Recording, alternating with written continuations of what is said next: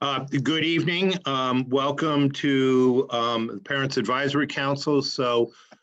This would be the fifth public forum that we've had with the Parent Advisory Council.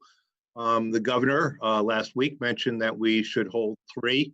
We had already held four, so we'll have we'll have 5, 6, and 7 coming up. And we are with our Parents Advisory Council this evening, along with some of our administrators from the various programs that support instruction, that are directly impacting instruction throughout the evening. So we welcome you. This is going to be a long evening.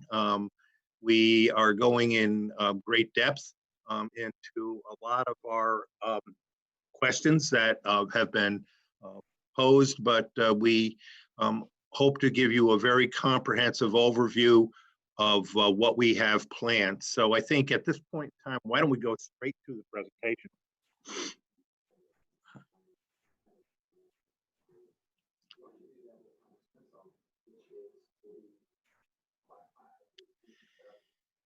And so as we said, this is our Parents Advisory Council. Our Parents Advisory Council is a group of volunteers who have been working with me for the last 11 years of my superintendency and with superintendents prior to that to provide input into district operations and into district policy.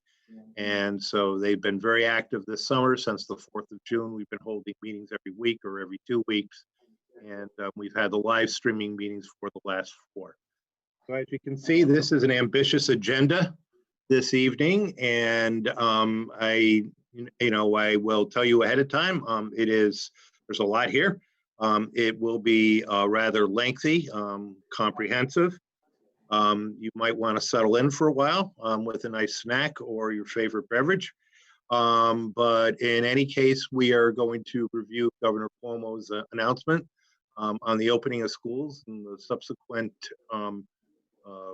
requirements that he mentioned there. Ms. Bongermino and I will be talking about health and safety, and then we will have our elementary administrators and Ms. Skeel, who has oversight of our academic program, will cover the elementary program K-3, 4, 6. We'll talk about special areas. We'll have our special area administrators speaking to those particular areas. Talk about the elementary remote program. We'll then move to secondary 7 and 8, talk about the overall program there. We will have some of our administrators from the junior high speak to that. We'll talk to what 7 and 8 remote will look like. Then we go to secondary 9-12, our high school area. We talk about 9-12, we talk about special areas in 9-12, we talk about remote 12, and then we will mention what our next steps will be, and there will be questions. So this is the first of the 3 meetings that Governor Cuomo referenced in his opening remarks. So why don't we move to his announcement right now? And as we do, if we could just remind everybody who is on the call to mute, so that'll make for clearer transmission of our audio. Thank you. And so, first, just to talk a little bit about format for tonight.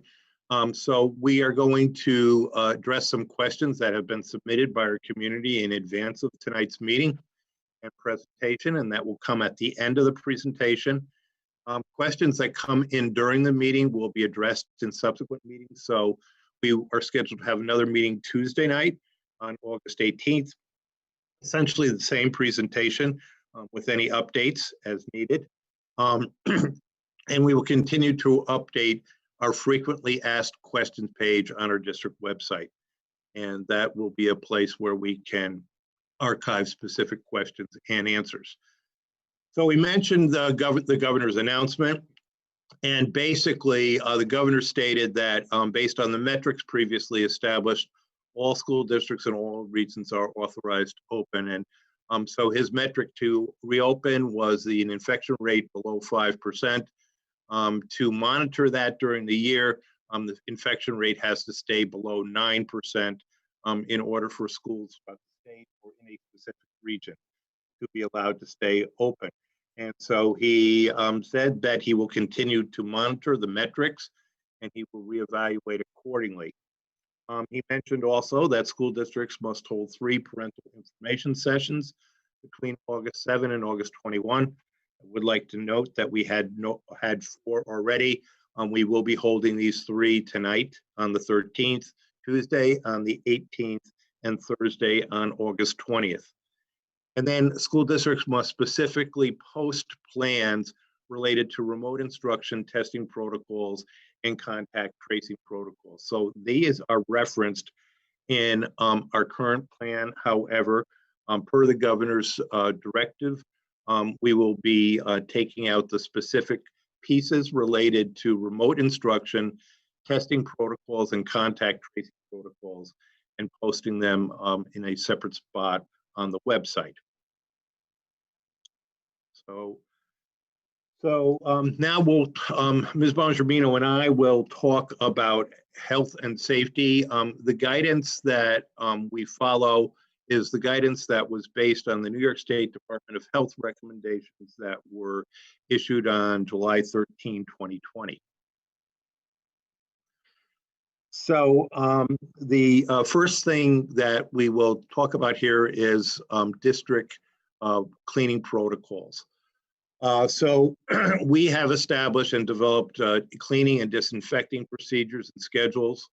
We're following the CDC and the New York State Department of Health guidance for classroom, common spaces, and transportation. This year we ran the extended school year summer school. We implemented those cleaning procedures as we sanitized that space after every day. Mr. Wiegert, who is our Director of Custodial Services, has worked with his staff. We've trained on proper cleaning and disinfecting procedures, and this is an ongoing process. We look to improve on the products and procedures that we use. So Mr. Wiegert is constantly monitoring and adjusting. We're looking at a deep cleaning, a thorough cleaning, and a sanitization of every building every day. We have purchased foggers, and these are devices that apply a disinfectant to a room and allows us to do that in a thorough yet efficient manner. And we have those located in each of our schools. We are looking we will be cleaning common areas and bathrooms routinely. We will sanitize them throughout the day.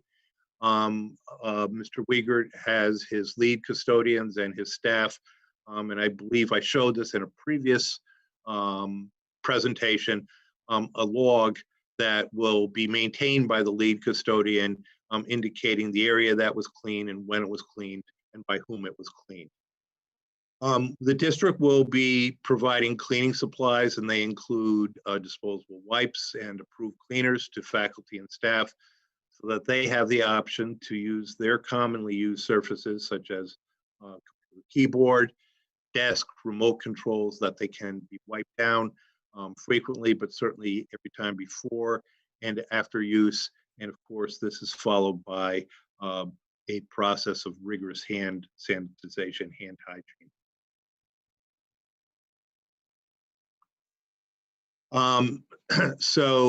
Now I'm going to talk about health and safety.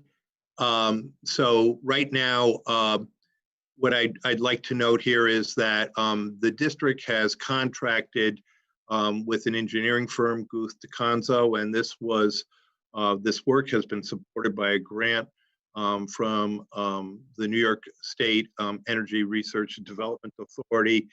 And that grant was focused on how do we improve indoor air quality, and it was directly correlated with COVID-19. We will have a full analysis of this later on this month.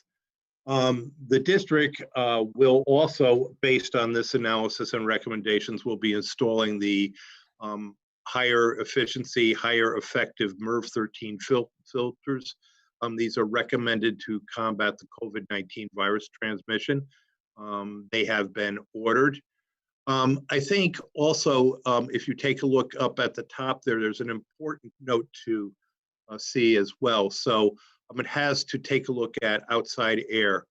And it states here that outside air shall be supplied at all times to occupied spaces in accordance with the current air conditioning, ventilation, and heating association standards. So the current requirement is that we supply 10% of the outside air at all times. And essentially, we have an energy recovery unit on the roof. The process is not visible to people in the room, but through work and, through our custodial work, through our maintenance staff work, and through consultation with our engineering firm, we've increased the outside airflow to 20% of the outside air. So we are above the current requirement in that area. Let's take a look at the next slide here.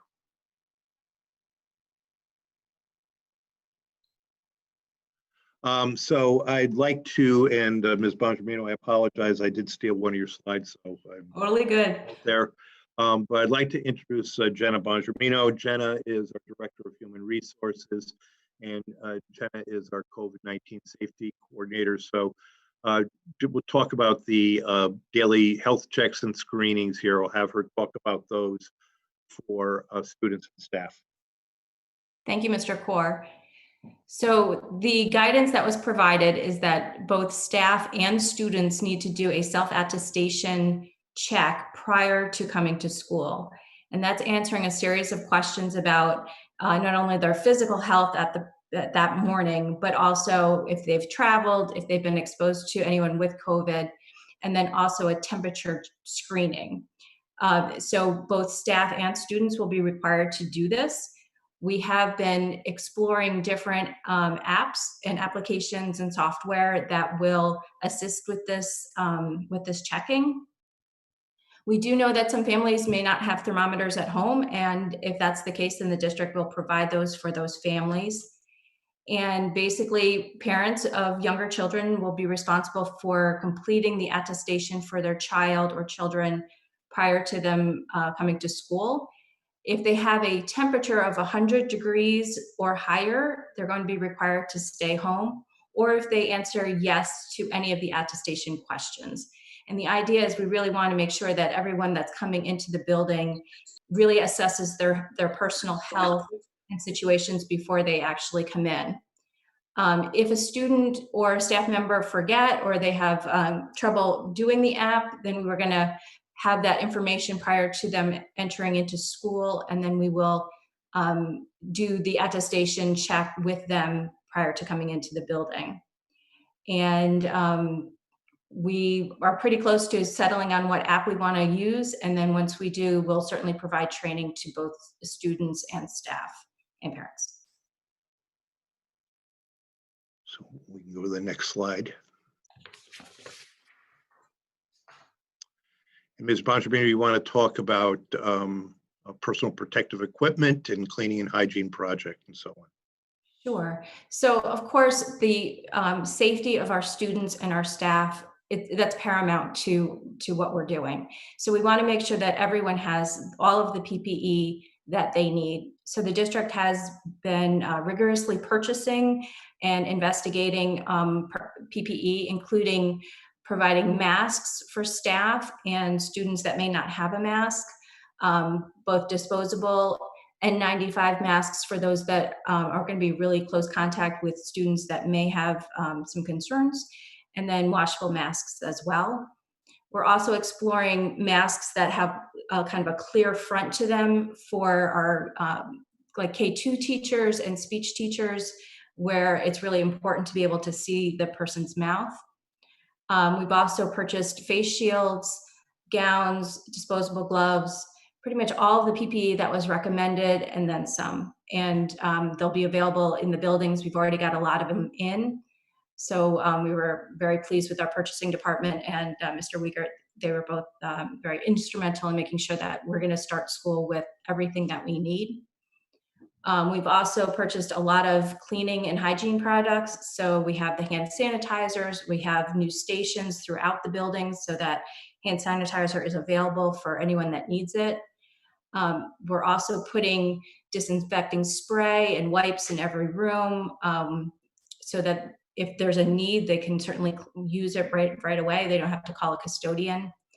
And then we've shut off all of the air dryers in the bathrooms and replaced them with paper towels and dispensers because that way we're not spreading some airborne virus. It's, if there's something in the air, it's going to be on the paper towel and not spread around.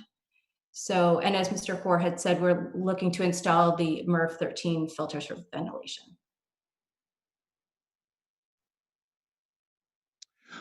So I think, it's imperative that people know that we're imposing 2 of the 3 in the triad of essential measures. So if you take a look at essential measures, you look at social distancing as 1, wearing a cloth covering over the face as 2, and put barriers or shields. CDC, New York State Department of Health say that you have to do at least 1. And if you're within 6 feet, obviously you have to have a mask. So let's talk a bit about this. So we are going to abide by the 6-foot social distancing measure in all classrooms and in all common spaces. We're looking at class size of approximately 15 in a typical classroom space. That allows for 6 feet of social distancing. Our buses will be having 1 student assigned per seat or 2 to a seat with siblings from the same household, and that's about 50% capacity. We will be requiring face coverings for all students, all adults who work in our buildings at all times. So we will be providing training on the use of face coverings to both students and staff. We will be looking at mask breaks throughout the day, where students will be allowed perhaps in the classroom to separate to more than 6 feet and get a break, to go outside when weather permits, and so on. Students with medical exemptions, we have the following. They will be required to provide documentation from a physician or health provider, or work through our Department of Pupil Services and the Committee on Special Education and the 504 process to achieve this waiver, or consult with one of our 2 school physicians and administration, and that could be including program directors and principals. It is important to note that students who are required to wear masks and students who refuse to do so will be in violation of our code of conduct. It will be considered an act of insubordination, and those students will be subjected to disciplinary procedures. So that is a requirement when students are in school. And it is a requirement that we will be taking seriously, and it is a requirement that the school district and administration will be enforcing.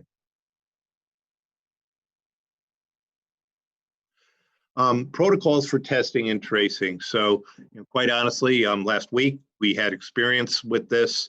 I reviewed those protocols in the PAC meeting of last week, but essentially here is where we are. If we're notified of a COVID-19 case or a symptomatic version of that, our COVID coordinator, Mrs. Bongermino, who you've just heard from, will immediately be contacting the Albany County Department of Health and share the information we have about the case. We will be cooperating and collaborating with the Department of Health. They will begin its investigation in concert with us, and we will do the contact tracing process. And this is the process we used when we were notified of a positive finding in our extended school year program.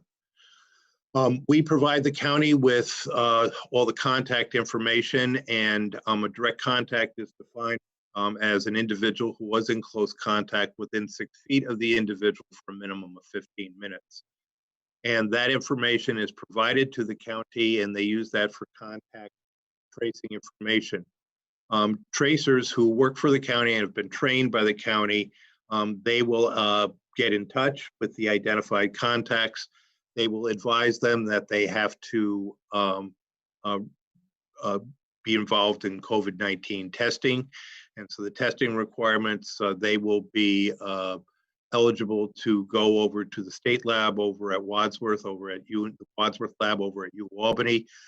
They will get expedited testing quite often. Results come back within 24 hours. Anyone who is identified as a positive, anybody who is identified as a positive contact, in other words, they're not positive for the virus, but they're identified as a direct contact, would go for testing and would be subjected to a 14-day quarantine, even if their test was negative. So what will the district do? The district will notify the school community about that there is a positive COVID-19 case.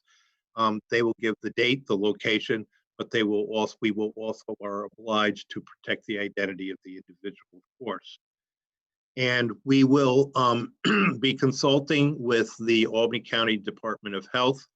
And if we have a building closure that's necessitated or a district closure, that will be based upon a recommendation made by Albany County DOH.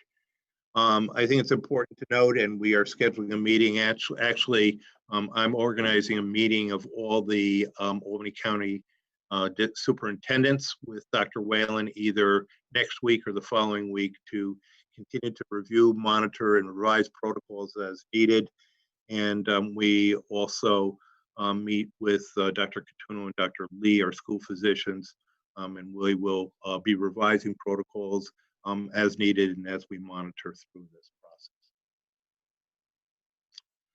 So again, as stated, if you are contacted by the county and asked to go to testing, you're still required to quarantine, even if the test comes back negative. That's because the virus may have an incubation period, so they want to make sure that you are asymptomatic during that period.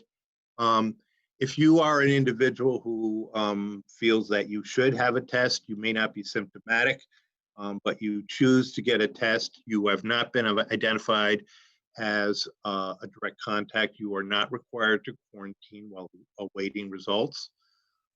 Individuals who are symptomatic and get a test, however, do need to quarantine until their test results come back.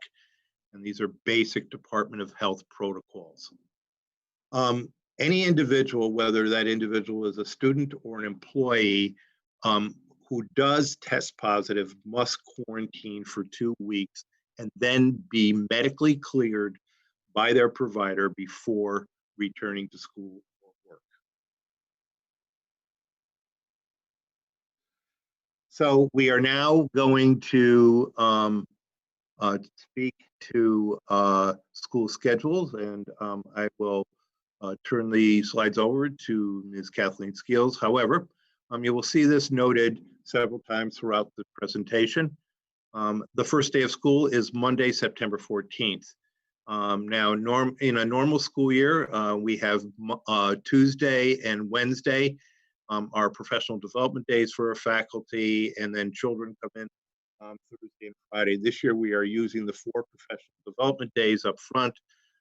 We need to move supplies from one building to another, and that would be for our 4th, 5th, and 6th grade teachers to move them to the junior high school. And also we have preparation and training and many things to do. So we felt it was better to start school on Monday, the 14th. And if you remember, this is the pattern we ran this year, and only this year we delayed until the Monday after Labor Day because of the construction. Ms. Skeels. Thanks, Mr. Kaur. So this is also on our website, but we wanted to go over again, because this is a big change, that our elementary schools will be split up so that our K through 3 students will be in their home buildings, but you'll remember that our 4 through 6 students will be housed in the junior high school building. So because we have the terminology in our district of early schools and late schools, we shall now refer to Forts Ferry and Southgate as our 2 early schools, although they are not particularly early. And the school day for our students in K through 3 in their elementary buildings in Forts Ferry and Southgate is 8:45 to 2:15. That's the time instruction starts and instruction ends. That is not, drop off happens before that and dismissal after 2:15. Our grades 4 through 6 students who are also from Forts Ferry and Southgate will have a school day of 9 o'clock to 2 o'clock. Again, drop off before, dismissal after. Our other 4 elementary buildings will be our late schools. So that's Blue Creek, Bout Hills, Latham Ridge, and Loudonville. K through 3 in their home buildings will start their day at 9:45 and they will end at 3:15 with, again, drop off before 9:45 and dismissal after 3:15. Our 4 through 6 friends from those buildings will go to the junior high school. Their school day will begin at 10 and end at 3, again with drop off prior and dismissal after. Our Shaker Junior High School students in grades 7 through 8 will be attending school in person at the high school. They will be in person every day. They will spend their mornings in the high school from 7:30, that's when classes begin, drop off before that, till 11, and that is when dismissal happens. They will then have travel time to get home, get some lunch, and then they will have virtual classes in the afternoon from 12:40 to 2:35. The high school students in grades 9 through 12 will be taking classes in the afternoon, so they're opposite the junior high school students. They will be in school from 12 to 4. There's an hour between the two, so the school can be cleaned between the two sessions. And our high school students will have virtual classes from 8:30 to 10:45 in the morning. And again, they will have the travel time in the middle from 10:45 until 12 o'clock. Our high school students will be on a rotating schedule. We'll explain that more later, but they will be divided into 2 cohorts with 2 days on and 2 days off to allow for social distancing. As we look at our K through 3, again, in their home schools, I'm going to turn this over to our Latham Ridge principal, Mr. Thiel. Thank you very much, Ms. Skeels. So as was previously stated, you'll notice that we have the 2 groupings of schools, early schools and the late schools, Forts Ferry and Southgate being our early schools, Blue Creek, Bout Hills, Latham Ridge, and Loudonville, the late schools. You'll notice a fine distinction on this slide that each school will need specific times for bus drop-off prior to the commencement of the instructional day. And I should state at the outset of my portion of the presentation this evening that you can expect more contact from the building principals moving forward. A common question that elementary parents may have upon viewing this presentation this evening is, but what would this procedure look like at Southgate? What would it look like at Latham Ridge? What would it look like at Bout Hills and Loudonville and Forts Ferry and Blue Creek? And we intend moving forward, once these forums have concluded, to be holding building-based forums as well. So you will be receiving much more detailed and granular information directly from your building principal. We're going to maintain within our schedules, you'll see a little bit later, all of our special area classes, art, library, music, and PE. The Colony Youth Center will be hosting their before and after options for all 6 elementary schools buildings, and the additional information will be forthcoming. And as Ms. Skeels stated, and we will be repeating, that first day of school is now Monday, September 14th.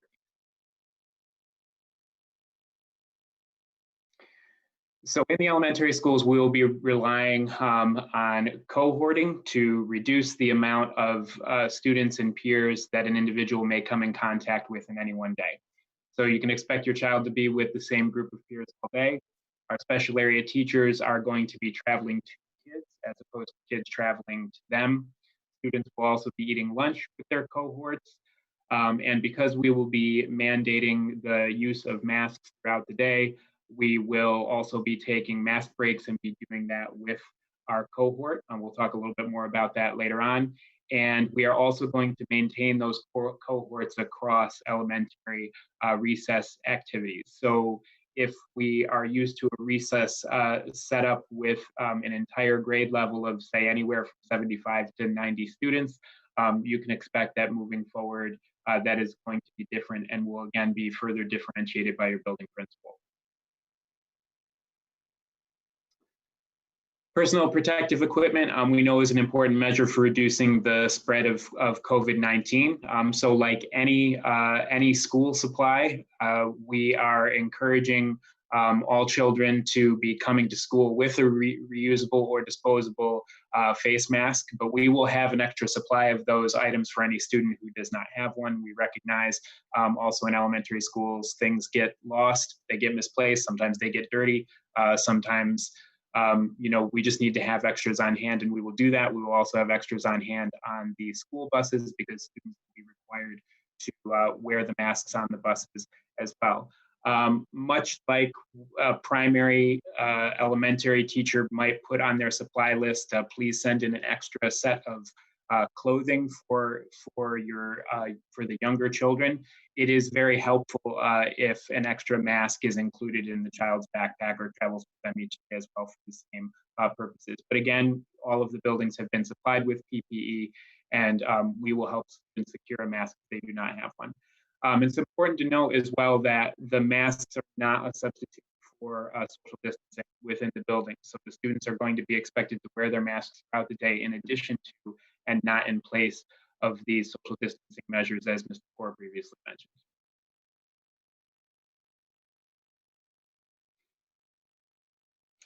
A little bit more detail on the social distancing and the elementary principals, and have been working with Mr. Kraft, our Director of Facilities and Maintenance, and Mr. Wiegert, our Director of Custodial Services, to start to outfit the rooms for student occupancy and to figure out the configurations and facing patterns that will allow the desks to be spaced safely 6 feet apart, which is something that we can achieve. We're also going to be posting additional signage in our building that's going in each of our buildings that's going to help reduce bidirectional hallway traffic. And students, as you're preparing them for the upcoming school year, should know also that their travel around the building will be limited and directed by adults. So that's going to be another key difference that may differ over previous school years. And while we're not going to go into building by building detail tonight, you should know that each building is taking steps to reduce the density of students that arrive on dismissal times. So it's going to be very important when you do hear from your building principals to note when those specific windows are and any changes in traffic patterns, entrance doors, and things of that nature. An example I could use from Latham Ridge is that we have the buses and the cars coming onto our campus at the same time in a normal year. And under the New York State guidance, we will need to be doing things like using alternate entrances and staggering those arrivals, because we would not be able to have student arrival proceed without clusters of kids in the designated drop-off areas. So we have to work to mitigate that. We're also going to be mitigating any clustering by delivering the lunches to the classrooms, and that will avoid us from having students navigate any crowded cafeteria lines. One of the other really important things, and this is something that elementary school teachers and faculty and staff have a lot of experience with during regular times as well, is teaching good hand hygiene. And that's another thing that over the remainder of the summer break is very helpful to practice with your child, and also to be a good role model of your own hand hygiene, because it's something that is going to be integrated into their regular school day. So students will be able to wash their hands multiple times throughout the day and also on an as needed basis, but they could expect to have to wash them, for example, before and after their classroom-based snack, before and after lunch, PE, or any other outdoor activity. We are going to have the automatic hand sanitizer dispensers in each classroom as well. And we'll be working to schedule mask and movement breaks throughout the day based on the individual class schedules, which will differ from building to building. So in a couple of minutes, you're going to see a sample class schedule, but just please note that in the individual home schools, they could differ slightly. We're going to be taking advantage of the outside spaces whenever possible. So a mask break, our preference is for that to be outside, weather permitting.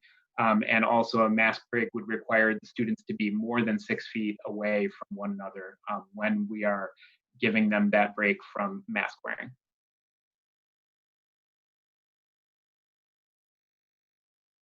So again, we're not going to go building by building through arrival and dismissal, but please know that that all of the principals are spending a lot of time putting together the safest and most comprehensive plans for arrival and dismissal at each of the schools.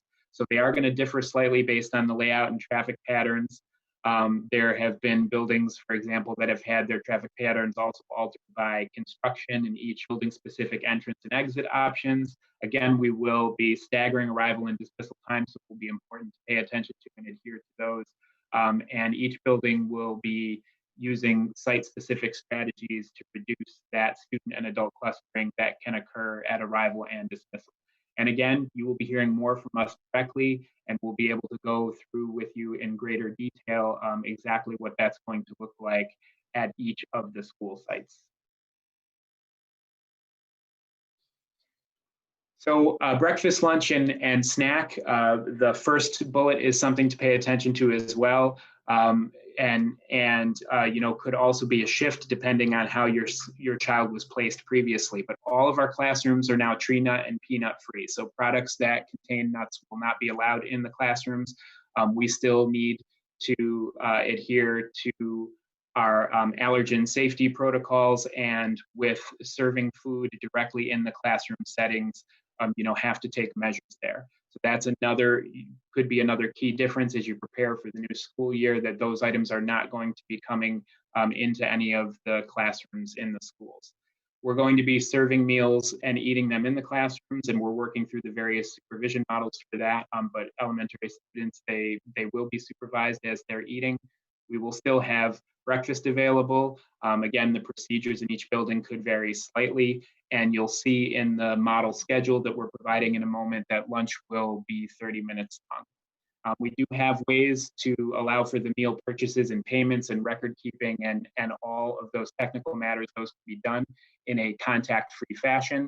And the teachers will be evaluating their individual class schedules to see when the best snack time during the instructional day would be, because the length of it is still long enough where it would require a snack and a lunch for our elementary students.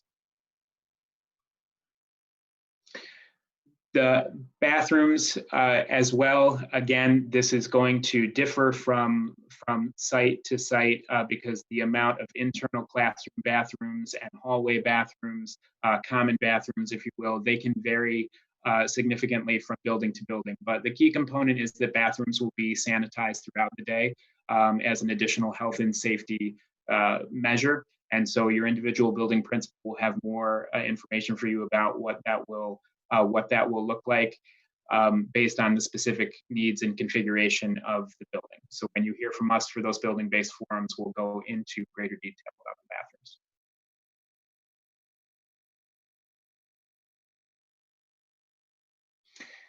So just to walk you through a day in the life of a K through 3 student, a sample schedule. And again, they're based on the overall enrollment figures, the number of sections that are allotted to each of the schools.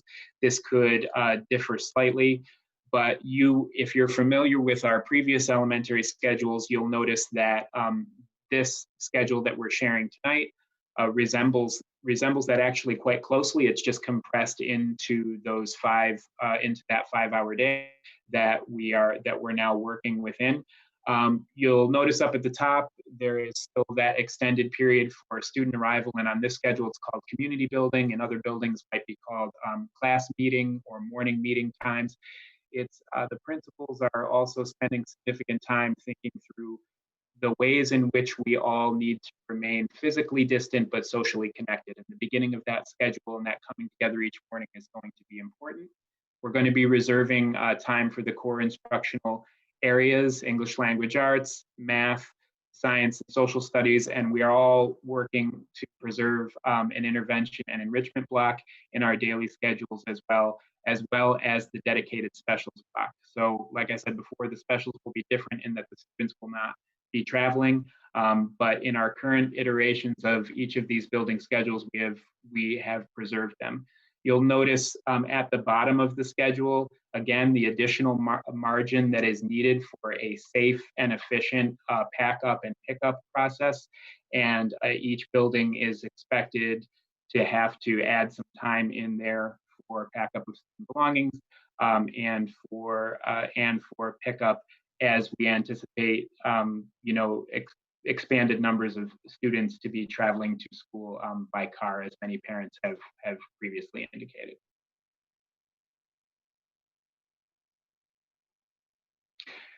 So just a final reiteration here is that I know you're probably leaving these slides thinking to yourself, but I really need to know what this looks like at my individual home school, and we will get to that and are putting together each of those presentations, that information. It's not just the K-3 elementary schools that are working on that process, but it's also the 4-6 intermediate school as well, and you'll hear from my colleague Davis Chamberlain in a moment.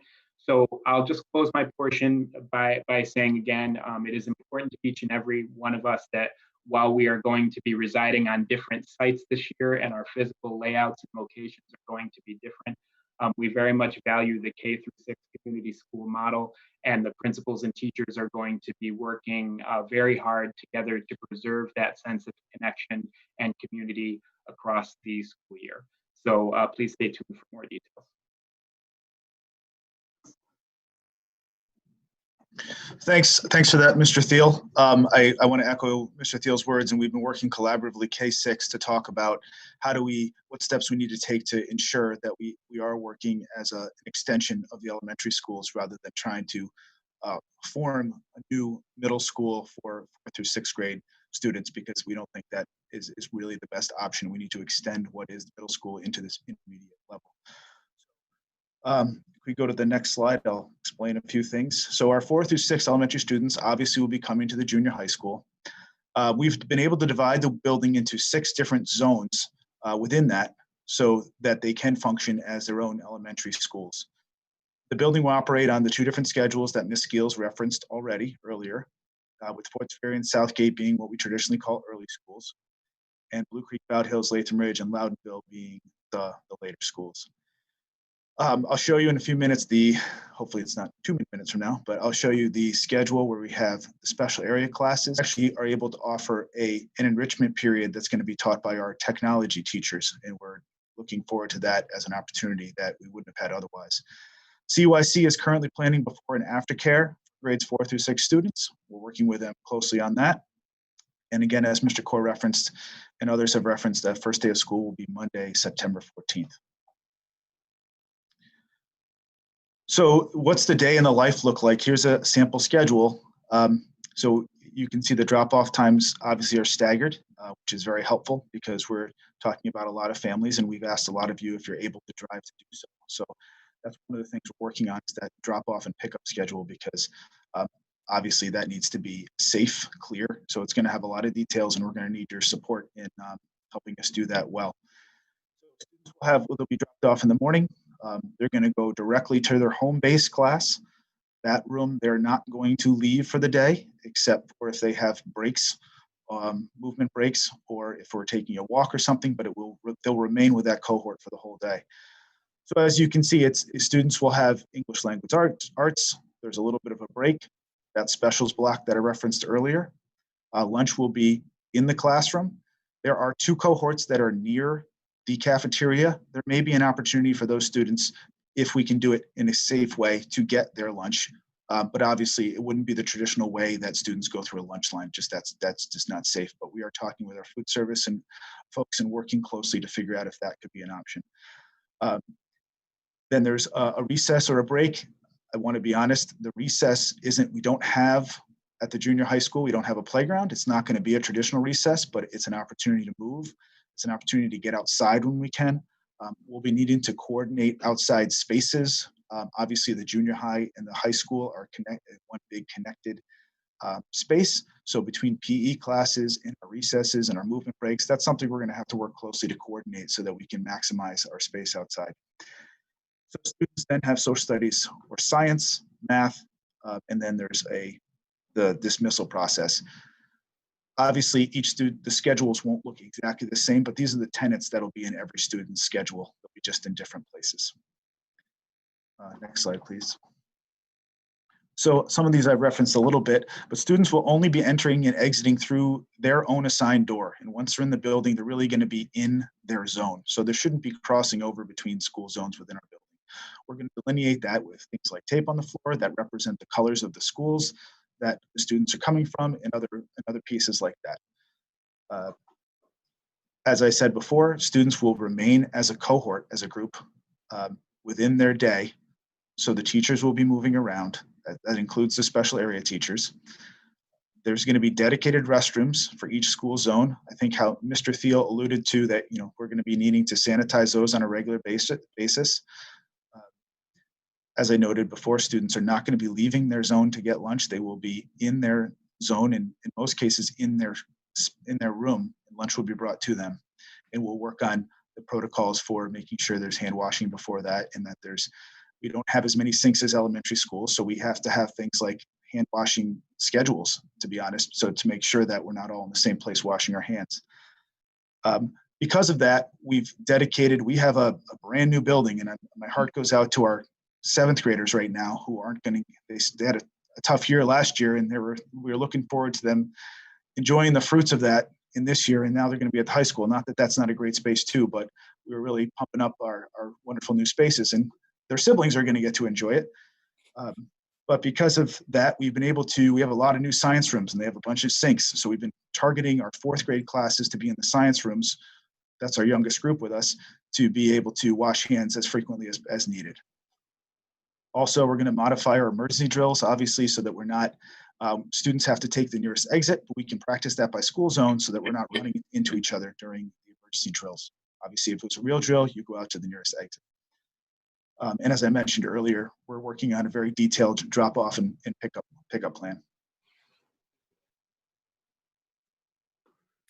For the music program at our elementary level, and this is K6, the students will have general music classes. They will still get to experience our quality music program in the elementary level, but we will not be passing drums from side to side. We have some plans to have individual small instruments like rhythm sticks and shakers, and we have a digital platform that's known as Quaver to the students and teachers that we can have students make their own music and explore all of the avenues traditionally available for them, but in a different way. 4th graders will still choose instruments. We postponed that last spring. We will do that in person by pushing in to the cohort rooms with the band and orchestra teachers in September for the 4th graders. 5th grade and 6th grade chorus will not meet this fall. I have to call it to be determined for the spring. There just is no place where we can put a whole grade level to meet all at once, spread out, socially distanced with 85 children. We don't know how to do that right now. But band and orchestra, for those courses, we will start with lessons in the fall, and we will come back to the notion of how to do rehearsals later. Hopefully by the spring, we will have not just the space, but the time, and have it all figured out how to do so safely. We are planning no in-person performances for this fall. Specifically, there will be no December concerts for our elementary students, but we do know how important it is for students to have opportunities to perform in whatever ways are possible. And so at some point, as it is possible, if we can do even virtual lesson recitals from our children, or classrooms of young children playing on their own little compositions that we can send home to families, we think that'll be very valuable and important for our children and our families. And finally, I'll share some more information later about safety when we get into the secondary level. But according to New York State guidelines, it is 6 feet apart for string instruments and percussion, and 12 feet apart for wind instruments and singing. And again, I will go into more details on the safety needs that will be met in the music department when we talk about the secondary program. And in this time, I'll turn it over to Art. And thank you. That was Ms. Deborah Keogh. Ms. Keogh is our outstanding District Director of Music. And now I'd like to introduce Ms. Ann Manzella, our District Director of Art. Thank you, Mr. Core. As it pertains to pushing into the elementary sections for K through 3 and 4 through 6, the art teachers are looking to maximize the use of classroom supplies per student. So we're looking to capitalize on the supplies that typically a classroom teacher would find valuable for a student to have. These are very basic materials such as scissors and glue sticks, crayons, markers, colored pencils, erasers, rulers, things of that nature. We feel we can deliver the bulk of what our program designs are with that set of supplies that are individualized. In addition to that, we would look to supplement with very individualized supplies that we would plan to prepare in kits to minimize whatever shared supplies might be needed. And in the rare case where we need to, we would prepare to clean those daily. We are also looking to forego the use of smocks. We find that to be unnecessary given the situation that we have this year. And we're looking to also introduce the use of disposable gloves wherever necessary as it pertains to handling some specialized art materials. Furthermore, we would look to prioritize where we can the single-use oriented supplies such as paper plates and cups and things that can be environmentally disposed of in a case-by-case use manner. As far as our curriculum goes, we're looking to focus our instructional goals very specifically on what the state education department's art standards determined to be the artistic processes that really drive what we do in every other normal year. We're looking to introduce opportunities for students to create and present with the materials and supplies that we have available to us. We're looking to continue to develop their fundamental skills and their content knowledge, and then also really focus in a greater sense this year, given some of our limitations, with reflecting and responding to art and making connections to the world around them, which we think will really be very valuable as it relates to some of the social emotional needs of our students. I think at this point, I think in this point, do we move on to physical education? Correct? Right, and that would be Mr. Matthew Stein, Director of Physical Education, Athletics, and Nurses. Thanks, Mr. Core. So just like with music and art, physical education is going to meet 2 times in a 6-day rotation. Our teaching spaces are going to be either in the classroom or in outdoor teaching stations.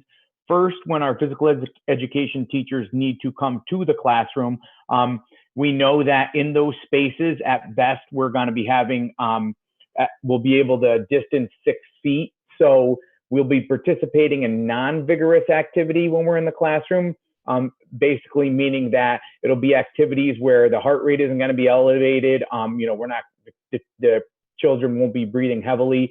So it'll be definitely non-vigorous in that space, and they'll have to maintain wearing their masks when they're in the classroom. But our goal is to get the kids outside as much as possible. And you can see from my last bullet that we're really going to be stressing that they dress appropriately for the elements. Obviously, if it's too hot or cold, or if it's wet outside, that's where we have to make exceptions. But if we can get out, we will. And when we are outside, we're going to have our spaces marked off appropriately so the children can have 12 feet social distancing. And when they are 12 feet apart and can maintain 12 feet, which I will tell you that oftentimes 12 feet will be the minimum, and we'll be able to achieve even more than that when we're outside. Vigorous activity is allowed. And when the activity is vigorous, they are going to be allowed to remove their masks. Of course, when we're traveling inside and outside, they'll maintain mask wearing. And then when we get into vigorous activity, we'll allow them to remove them. So when we do get outside, we'll use our grounds crew to help us prepare by either painting grid lines or using cones and things like that, so the kids can clearly identify which spaces they're going to be allowed in, so they don't move into each other's personal 12-foot space. And the last thing that I think is worth mentioning is that as it pertains to equipment with physical education, equipment will never be shared among students in a class, and it will always be prepared appropriately for another class, meaning it will be disinfected or fogged and ready to go before another class can use it. Fortunately, in a traditional sense, we're always ready at our elementary schools to have enough equipment for 2 full sections, which is generally between 50 and 60 students. So when we see a class now that's going to be somewhere in the 15 range, that we have enough equipment to get through 3 to 4 classes a day before we have to go and disinfect and get ready for more classes to come in. So we feel we're in a really good position to provide a quality program given the situation that we're in.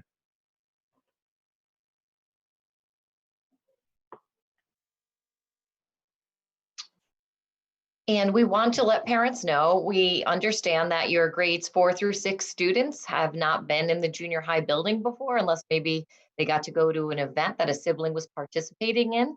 So we will be working on orientation sessions that will happen obviously prior to September 14th. A schedule for these sessions, which could include virtual as well as in-person tours, is currently created. It'll be shared by our communication team as well as our elementary principals to all of our families, so that students and families can get comfortable with the layout. Even if you've had an older child, as Mr. Chamberlain said, at the junior high, the building has changed dramatically if you haven't been there in a few years. So we will be working toward that. And in those upcoming sessions that we talked about earlier, you will hear more about those orientation sessions. But we know that will be important for students and their families to feel comfortable. So one thing I wanted to talk with the families about today is the idea of remote learning. So in the spring, we had what I term emergency remote learning. One day we were in school, the next day we were closed, and we had to make the best of it, and we learned lessons along the way. Teachers have great ideas about how things could change. Parents have great ideas about how things could change. We've gotten wonderful feedback from our students as well. So we want to let parents know we are working very hard, as you just heard. We think we have a good program in place that will meet your child's educational needs as well as the safety needs. But if there are parents who want to opt in for remote learning, we do have a remote learning option for our K through 6 students. I want to share what that might be like for all of you today. So the first thing is, if you elect to go to remote learning, you're electing it for a semester. So a semester tends to be a secondary term. So you know the semester ends January 29th, 2021. So you would have the first semester. The reason for that, quite frankly, is for the planning so that we can keep the class sizes. We're balancing them all the time to make sure we have the right numbers in the in-person cohorts. And so in order to keep that in a way that prioritizes the 15 students, the social distancing in the classroom spaces, we need to be able to plan for a new influx of students potentially. Any student who is in a K through 6 remote classroom will be taught by a certified North Colony elementary teacher. It may not be a teacher from your home building, but it will be an elementary teacher from one of the North Colony elementary buildings. Students in remote classes will have classmates from all 6 elementary buildings. So as we see who wants to elect remote learning, and we don't know how many that will be, we do anticipate that they will not be simply with students from their own home building, but across several, if not all 6 buildings. The class size for a remote learning option will be based on the class sizes that we had previously. So kindergarten class is 23 is a class size maximum for us in North Colony, and 30 is a class size maximum in grade 6. Since we are not social distancing, since students are at home receiving their instruction, those classes will not be at the 15 size, but will be at the larger sizes that would be more in line with what we might have had if we were in regular school in a regular year. Students in remote classes will have an instructional day that is comparable to their peers who are attending in-person school. This is really important. This was something the governor was talking about when he was mentioning equity. So the instructional day will look different than it did this past spring. They will have teachers who are live instructing them via a Zoom platform or a Google Meet platform. However, some special area classes may be offered via asynchronous instruction. So it may be, depending on staffing, that there might be an art lesson or a PE lesson that is done with a video. It may not be all the time. The classroom instruction in your classroom subjects of English and math and science and social studies will be taught live by a teacher.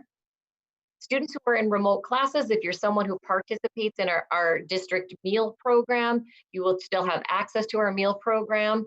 And if you need counseling services or any of the wraparound programs that we have that support students' needs, those would certainly still be accessible. So this is a sample schedule, much like Mr. Thiel said earlier. This is an idea of what it will look like. It might get tweaked a little bit depending on the teacher preference, but we'll start with a morning meeting with community building activities. One of the things we know that will be hard if students are at home is that they feel a sense of community. So we want to dedicate time each morning. That might be a read aloud, that might be a game of the day, that might be calendar activities depending on the age of the students, but just to get the students ready for the day and also get them some time to be social and work on those social emotional needs. Where it will be slightly different is the amount and the chunks of instruction time. Particularly for our youngest learners, K3, we don't think it makes sense to have our students in front of a computer screen for 60 minutes at a time. We don't think that will be productive for our students. So for example, we have a 40-minute ELA chunk here of time. It would be approximately 20 minutes of live direct instruction. So the teacher is talking and going over the lesson of the day, followed by guided and independent practice. And I'll share what that might look like in just a moment. So the student will get some instruction and then get a chance to practice whatever it is that the teacher just taught and then get some feedback. We would take a specials class at 10 o'clock. It would be PE or art in the 10 o'clock break, PE on even days, art would be on odd days. Then we would do a 10:30, just a 10-minute break so you can have your child walk away from the computer, get a snack, take a stretch. And then we go at 10:40 into math. We're using the same format, about 20 minutes of live instruction, followed by guided and independent practice.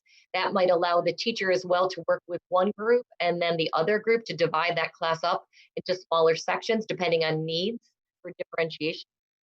At 11 o'clock, we'll take another special area subject, music or library, music working on even days, library working on odd days. At 11:30, we'll break for lunch. So students can get some lunch and also get maybe some outdoor time if it's a nice day out. They will be due back on at 12:20, where they will have science or social studies, as same format with 20 minutes live, followed by guided practice. We'll do a brain break. We have a lot of wonderful videos that we use during the school year that are physical movement, dancing. They're 10-minute videos. They just get the wiggles out. We think that's more important than ever if we're talking about online learning. And then we have a 45-minute period at the end of the day that the teacher will decide what kind of extension activities or independent practice he or she wants to supervise. So it might be that today we need to go back and do a little bit more science, or we might need to do another reading activity or some writing. So that period will be planned by the teacher in accordance with the lesson plans that they're planning for that day. At 2 o'clock, again, thinking about the social emotional needs and community building, we'll come back together to have a closing circle activity, which might be a reflection on the day, a chance for students to ask questions, share feelings. And then at 2:15, the day would be over and that would be considered dismissal. And that would be for our K3, our youngest students. For 4-6, it's a very similar plan. The only difference is we've made the learning periods longer. So you can see we start with a morning meeting with the community building activities. When we move to ELA, you'll now see that that's an hour period with 30 minutes of live instruction and then 30 minutes for guided or independent practice, music or library, break, math, again, an hour-long period, PE or art, lunch and a break at 12:30. 1:15, we come back for science or social studies. They may be in 4 through 6, but they need the brain break. So we'll put on a video for them at 2:15.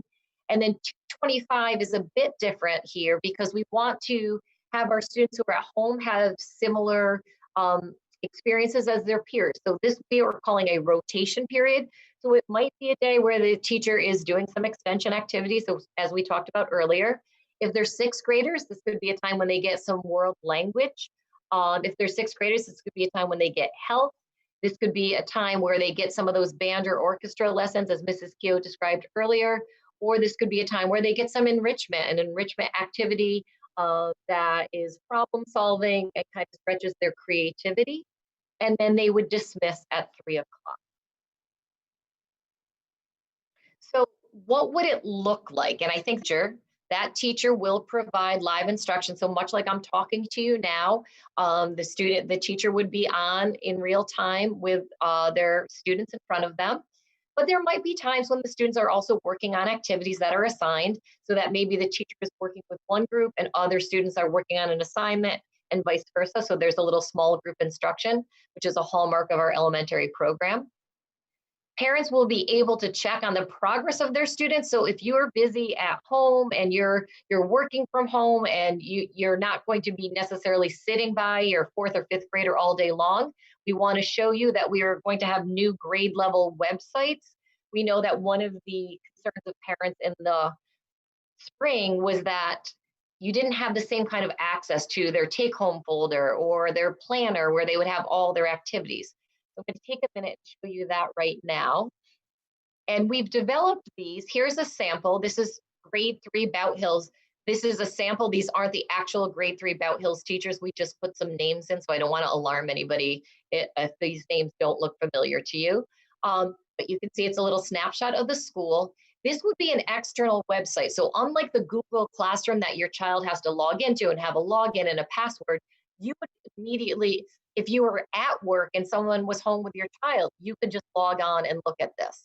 And you can see, we set this up for September 14th, that right on this home page, when you hit this home page, we're going to have a little checklist. And this is what your child through the course of the day would have as assignments. They are classwork assignments, they're not homework assignments, but if you wanted to check in with your child, you could say, did you watch the 2 videos for math? Did you do the basketball rounding activity? Did you read the story Be Kind?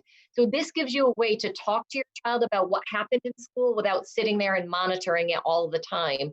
And it makes it a very easy page for you. If your child is in an upper grade, you can see here, oh, here's the ELA, it's a Be Kind video. Here's a rounding lesson that was for math. Here was something for social studies. I had a music task today, and maybe I did some independent reading. So you would be able to see if your child has done each of those things. Your child, I just want to show you what this would look like. And again, these are samples, so you may not recognize this name, and that is just because we made up a little sample. So let's say your child's in grade 3, we'll have a slide deck. It'll look the same if your child's in grade 5. So if you have a couple of children in different grades, it'll look very similar to you. The format is clean and easy to follow. So here's grade 3. This is what we're going to be doing, students, on September 14th. You're going to have some math, reading, social studies. And then what this will do is when the children are doing some of those independent activities, so the teacher is teaching, they can go right here and everything will be linked. Okay, so I'm going to work with this group. The rest of you, we want you to watch this. And this is a live link. I'm not going to click on it right now, where they would watch a math video and you would learn a little lesson. Here's some optional fluency practice that if you get done early, you can work on this. And now here's your activity. So as a student, they would be able to complete this right here. They would do it right in this box and they could submit it right away to their teacher. So this will be a way that the teacher can monitor what the students are doing when they're doing some independent practice in real time. And then as you saw, remember your parent checklist, and it said something like, did you watch the Be Kind read aloud? Well, here's what your child would be seeing in real time. The teacher has just taught them something, and now here's your independent activity. We're going to ask you to watch this video, and then we're going to ask you, what are some ways that you can be kind? And again, this will be fillable. The child will be able to put the answers right in here, and the teacher will be able to see it in real time. So your child can work through all these. Here's social studies, video, followed by some questions. So this won't be the only instruction. I want to be clear. This is the follow-up. So when it said the teacher would teach you live and then there would be some independent activities, that's not going to be you parents sitting with your child and saying, how about we do some reading? They will have independent activities already pre-planned by their teachers. that go along with the concepts that the teacher was teaching. And then your child, to try to increase their independence, has this checklist that looks page. So the child is actually going through and saying, did I watch the 2 video? Did I do the basketball rounding? And so this helps your child to just keep track of himself or herself and their learning, while you will know that because when you looked at the original website, you would have seen the same thing. So you would know, oh, okay, this is what my child is going to be doing today. So again, that helps you to have the right kinds of conversations. And I know that was a lot harder for you in the spring because you couldn't get into every Google Classroom to see. And I know how important those conversations between parents and children are about what happened at school. So each of our grade levels will have these kinds of websites. So I don't know how many teachers will be in the grade 3 remote instruction. There might be 5 teachers listed, depending on how many teachers, depends on how many students and families enroll in the online learning. But it is much more organized in a way for the parents than it might have been in the fall, because in the spring, because for the parents, you always had to interact with Google Classroom. This way your children interact with the Google Classroom, you can interact with this website, which like I said, will be accessible from home, from your work. So a teacher who is a North Colony certified teacher, and then the grade level websites will have the detailed plans for what the child is doing when the teacher isn't doing live instruction, those kinds of practice activities, if you will. So now we're going to talk about our secondary students. So our 7th and 8th graders, as we said earlier, they will be housed physically in the Shaker High School. They will be attending Shaker High School in the morning. As you'll remember, they'll have their live classes in person every day in Shaker High School. And in the afternoon, when they get home, they'll have a few virtual classes. And I will now turn this over to our junior high administrative team to tell you a little bit about what the 7th and 8th grade schedule will look like. Thank you, Ms. Skeels, and good evening, everyone. I'm Dawn Lang, one of the hall principals from Shaker Junior High School. Students choosing the hybrid model will attend in person daily at Shaker High School. Their instructional day will run from 7:30 to 11, and bus and parent drop-off will begin at 7:10 a.m. The building will be divided so that wings house the 4 individual halls from the junior high school. Students will have all classes taught through a hybrid model, with some course instruction occurring during the in-person AM session and some course instruction occurring through a virtual PM session consisting of live classes.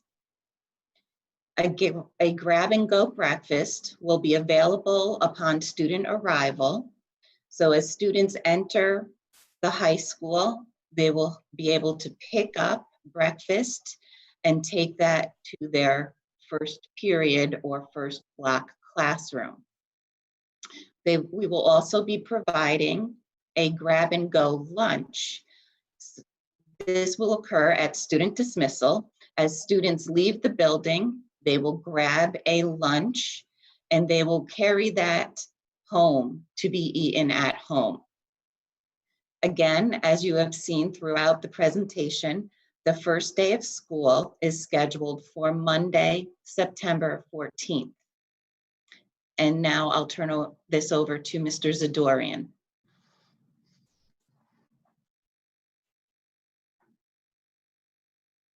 Mr. Z, you're still muted. Hi, everyone. Good evening. Jan Zadorian, hall principal, one of the hall principals at the junior high school. Hope that you're not suffering from schedule fatigue yet.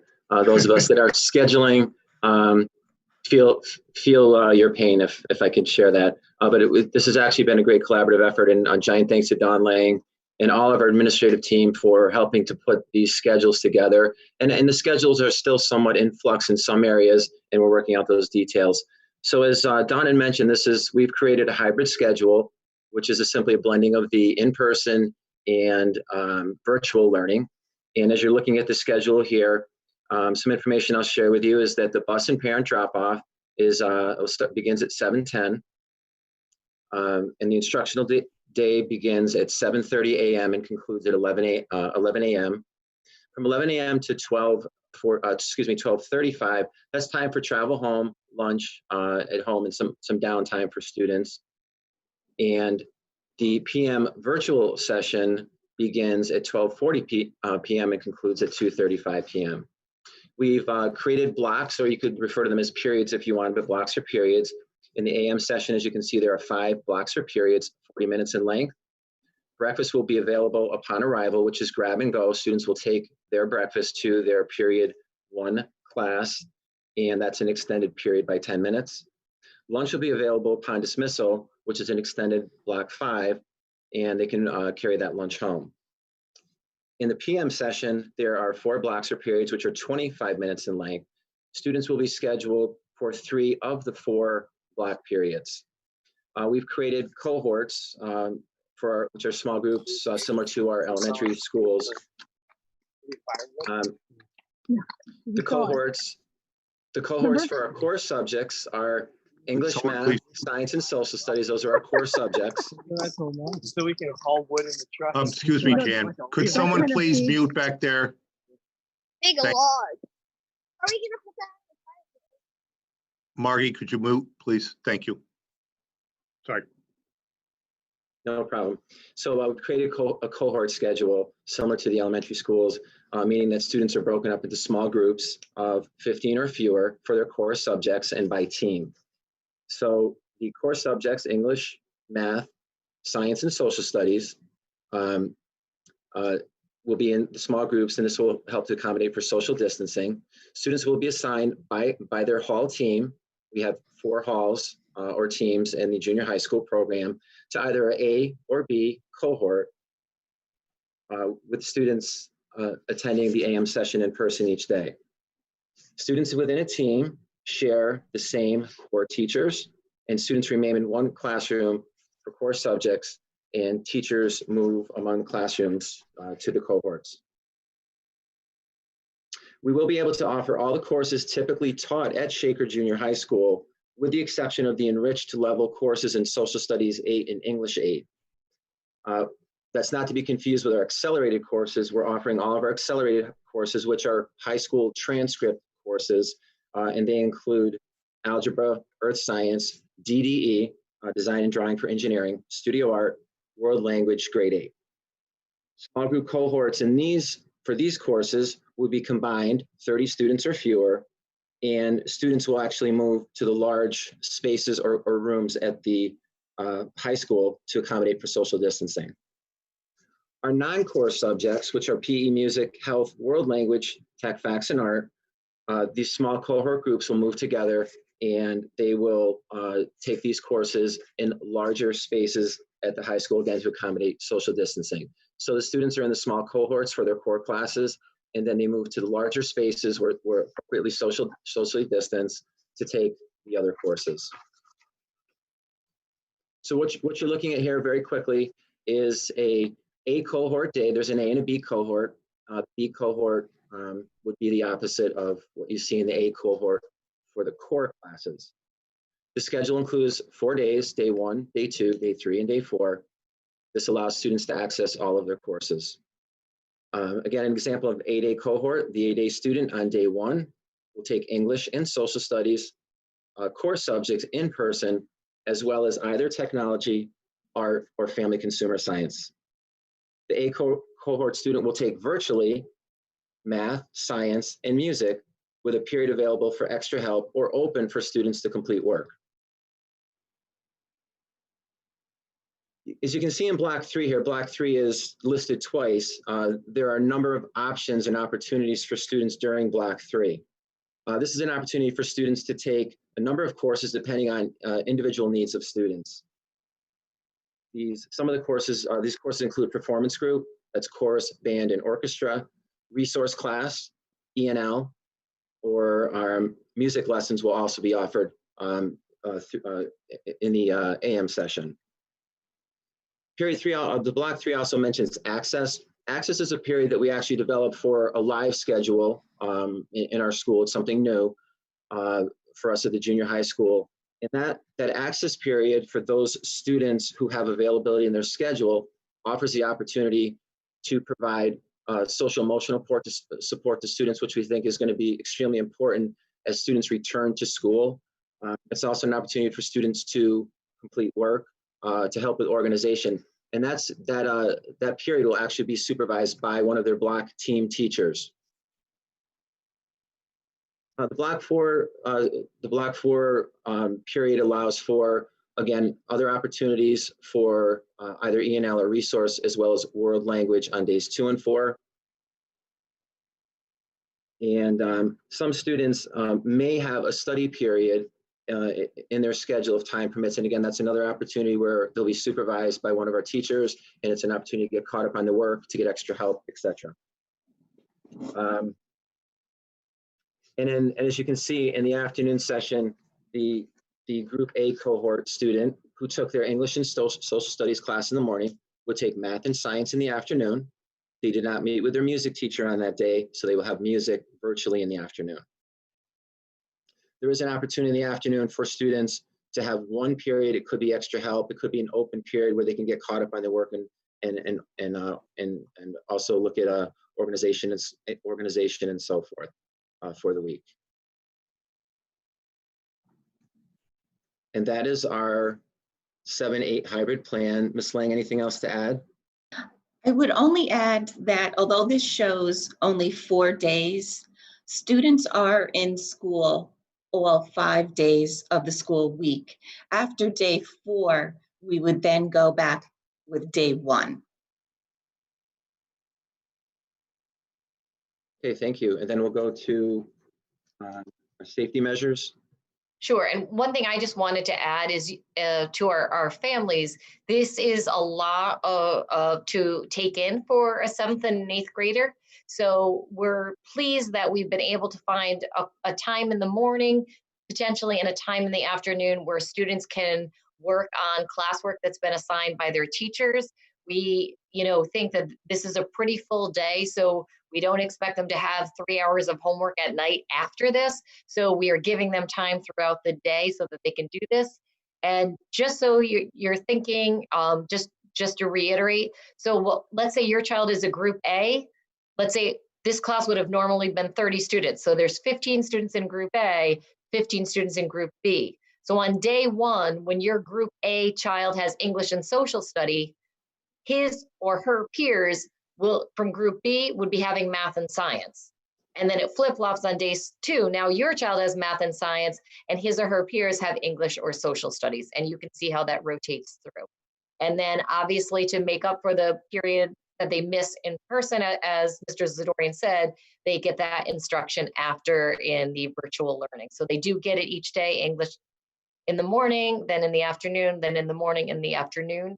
But this allows us to do the social distancing and keep class sizes at 15, which is part of our safety measures. Okay, and for safety measures specific to 7-8, as was discussed earlier, the parents will complete an attestation form prior to school, student arrival at school. The bus drop-off will take place at Shaker High School, parent drop-off at Shaker Junior High School to alleviate traffic congestion and to support social distancing.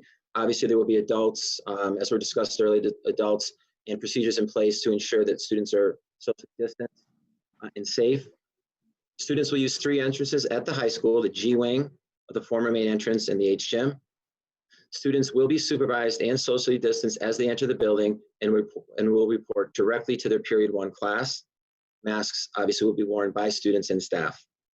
And students will remain with their small group cohort and core teachers in core classes, and the teachers will move to the core classrooms. And then Ms. Lang. Okay. We continue with our safety measures, and you'll see here that small group cohorts will be combined for special area classes and world language classes. Students will meet in larger rooms or spaces to accommodate for social distancing. We will also have signage posted in hallways indicating directional path for movement to accommodate for social distancing and student safety. We will have adults in the hallways to supervise hallway passage. Students will not be using lockers, and their belongings will therefore remain with them while they are in their classrooms. Bathroom occupancy will be limited, and access will be supervised for social distancing purposes. And again, bathrooms will be cleaned regularly during the school day while students are in session. Hand sanitizer and cleaning supplies will be readily available throughout the building to be used as needed, as we will be encouraging hygiene throughout the school day.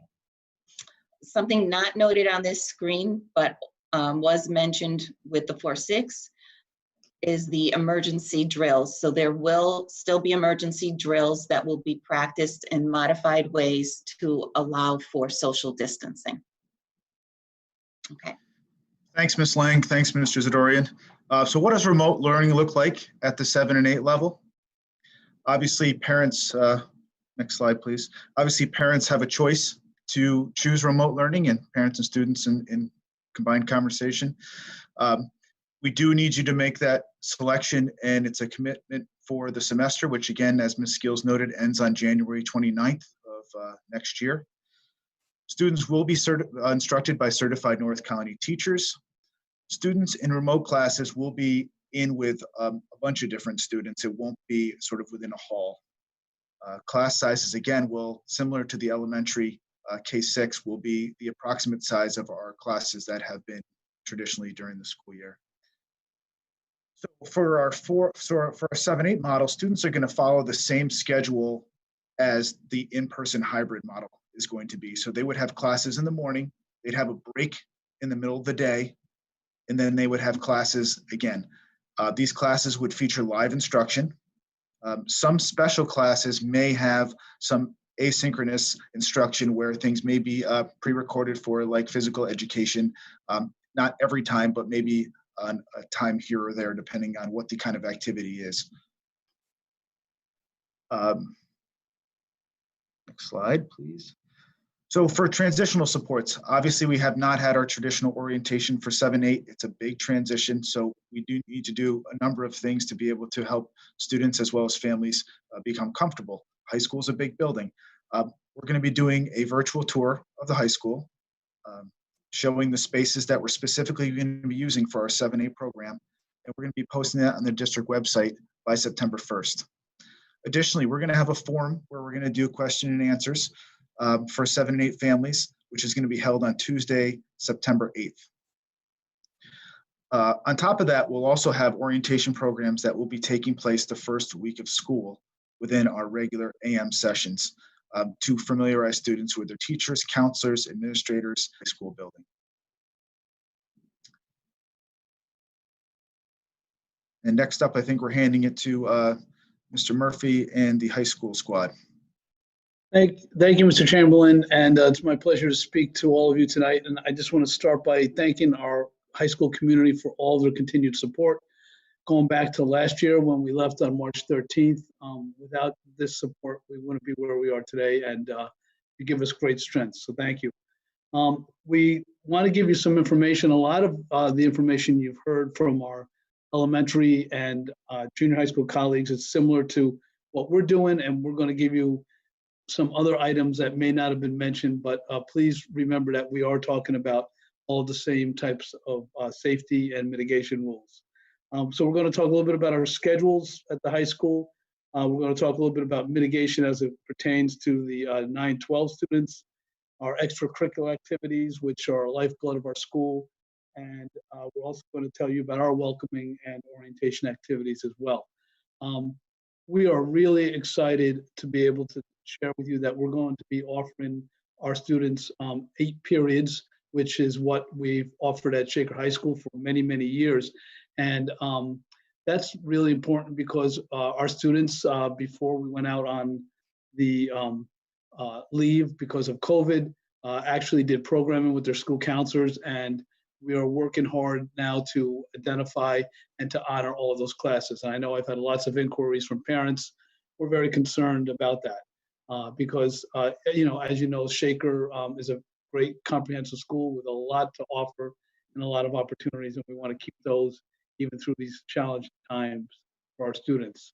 So with that said, we will be having students in person. It will be a hybrid schedule.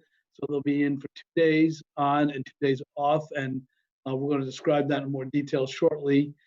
Our in-person school day will be held 12 to 4. So you've heard from the junior high school how that our junior high school students will be leaving, and they will be finished at roughly an hour before, and then that'll give us a chance to also disinfect the building. And we purposely set that up so we'd have that hour gap in between. And then we will also have our students coming in, and they will be able to use that same grab and go lunch platform that was described earlier. And we'll be giving you more details about that. And we've been working with Ms. Ostrowski on that plan, our Director of Food Service.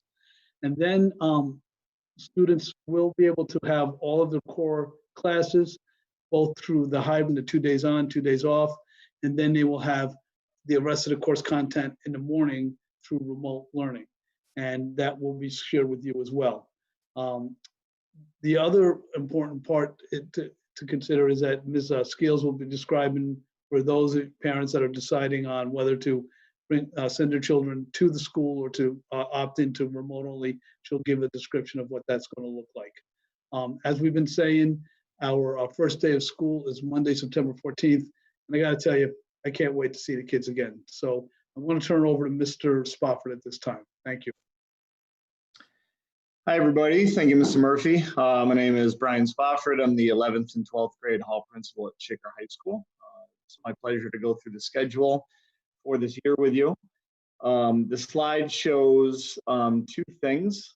This is our 8-day rotation, and it's also our times for the 8 classes every day.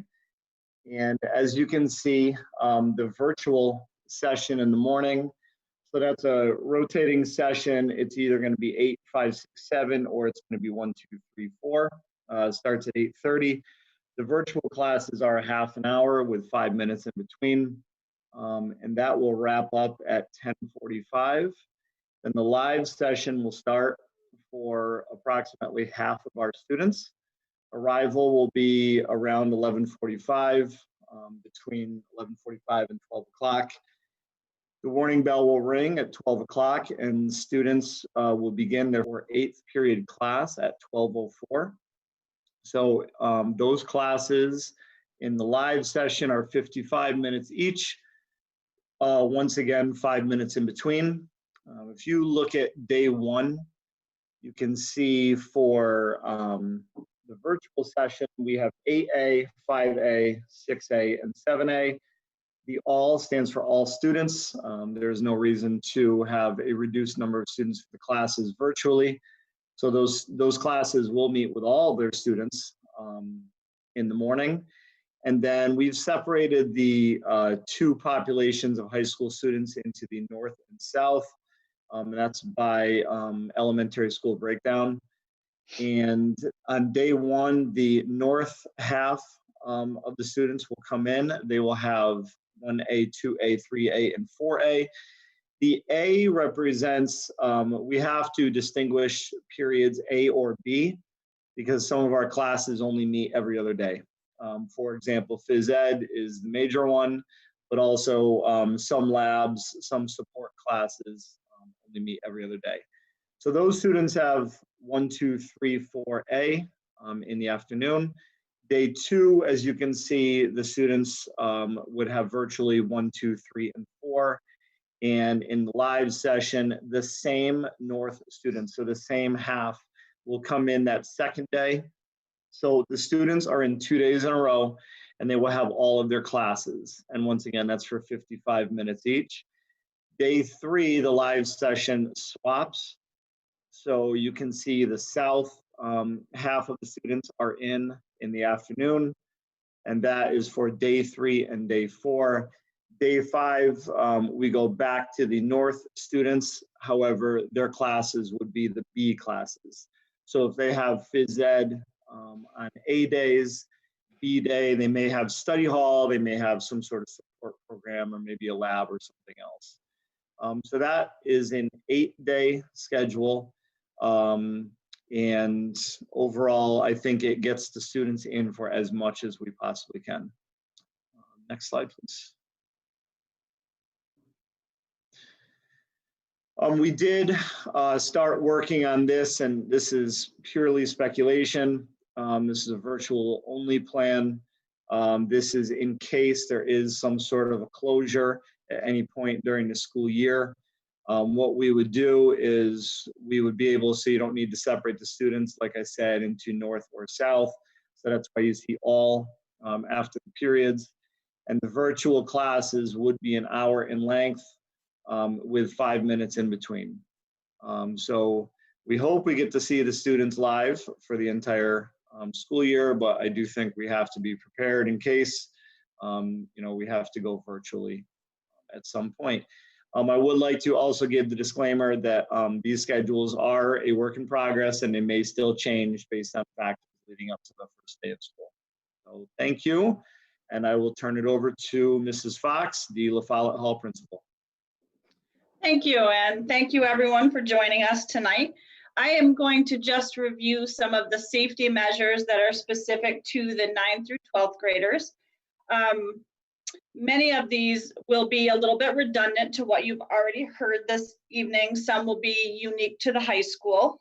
The first thing, students will enter the building using 3 entrances. And they will consistently use those for arrival and dismissal time. That will allow us to break students up so they're not gathering in large groups. Upon arrival, students will go directly to their period 1 class. In past years, if you've had other students, they might have gathered in the cafeteria or gone to a homeroom. This year, they'll be going directly to a class.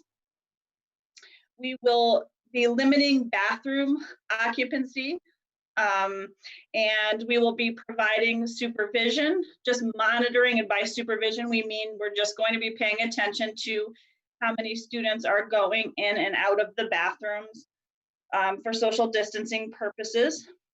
Students will be allowed to use backpacks, as we will not be assigning lockers this school year. So that is a pretty significant change. Many students in the past at the high school have opted to use bags. However, this year, obviously many more will be doing so.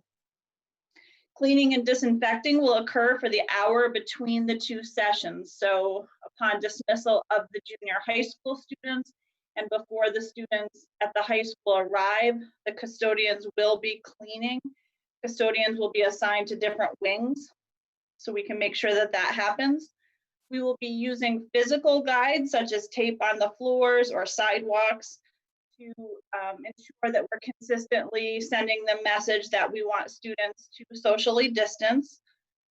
In the past, students have had freedom to get from point A to B. We're going to help by planning out some routes ahead of time, just so that we're not having large groups in the hallways. We're also going to encourage students to use our courtyards or our outdoor walking areas to get from class to class, which students do enjoy doing anyway. I did mention the lockers, and Mr. Murphy made reference earlier to the lunches. So we will have grab and go type lunches available upon arrival for some students and upon dismissal for others. So with those safety measures, I'm now going to turn it over to Mrs. Keough, who's going to talk about special area instruction.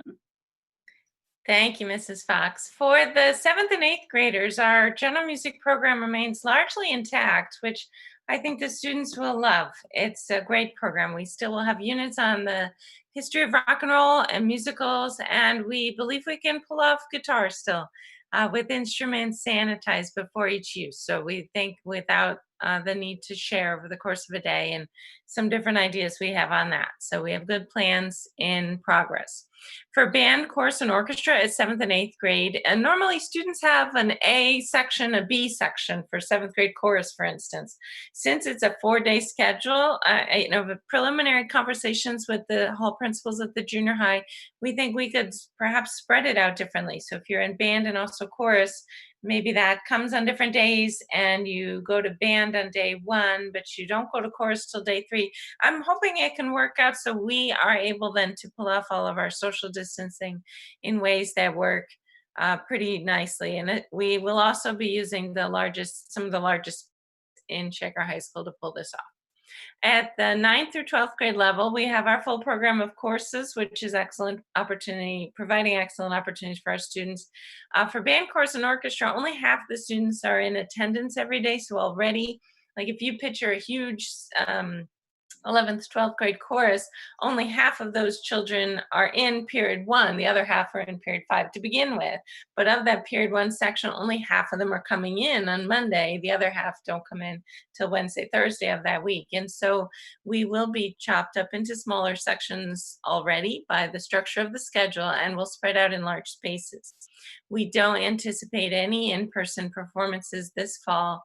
Like I said, no December concerts are planned, and virtual performances, if they're possible, when they're possible. We certainly do believe in performance opportunities for our students. But we do think the program it'll look like orchestra for your kids, just smaller groups and spread out further. And that's a great thing. I wanted to say, as far as the spring, it's far too soon for us to look ahead. I've heard from families about events going on in the spring, like musicals and concerts and end of year events, and it's just far too soon. So I think if we keep encouraging each other to wait and see, I think that is the best approach to take. As far as safety, there is an international consortium of performing arts associations that has commissioned a massive research study ongoing right now on aerosols related to the performing arts and COVID-19. And preliminary results are very encouraging. I took this graphic out of that study, and so it's not mine at all. I am not a research scientist. I'm a trombone player and a music teacher and a school administrator, but I can tell you that this was directly lifted. I added the blocks. This is showing with the APS is an aerosol particle spectrometer, apparently, and it's measuring aerosol particles while singing. This was a research study being done with a professional soprano, and you can see 2 very large spikes over time. This was a professional soprano singing with a full voice in classical music, the middle one. And the one just next to it is that soprano or someone singing a pop song. So a full voice really going for it. And that's a lot of aerosols. So you hear about, things have happened with choirs. Well, that's why, when you're close to each other and not wearing a mask. But just to the right of it, there's a tiny imperceptible bump and it says singing with a mask. That's how much of a difference it makes to sing with a mask. Our students will be following all of the New York State and Department of Health guide, the New York State Department of Health, the State Education Department, NYSSMA, the New York State School Music Association, and current research regarding performing music. And so we do believe that this is something that will be done in a way that mitigates a huge amount of risk for our children and will feel like the programs that they know and love. So I do have hope for a very good year in music. And like we've heard before, I really do hope we're in there all year singing and playing our instruments together. I'll turn it over to my colleague, Mrs. Manzella, to talk about secondary art.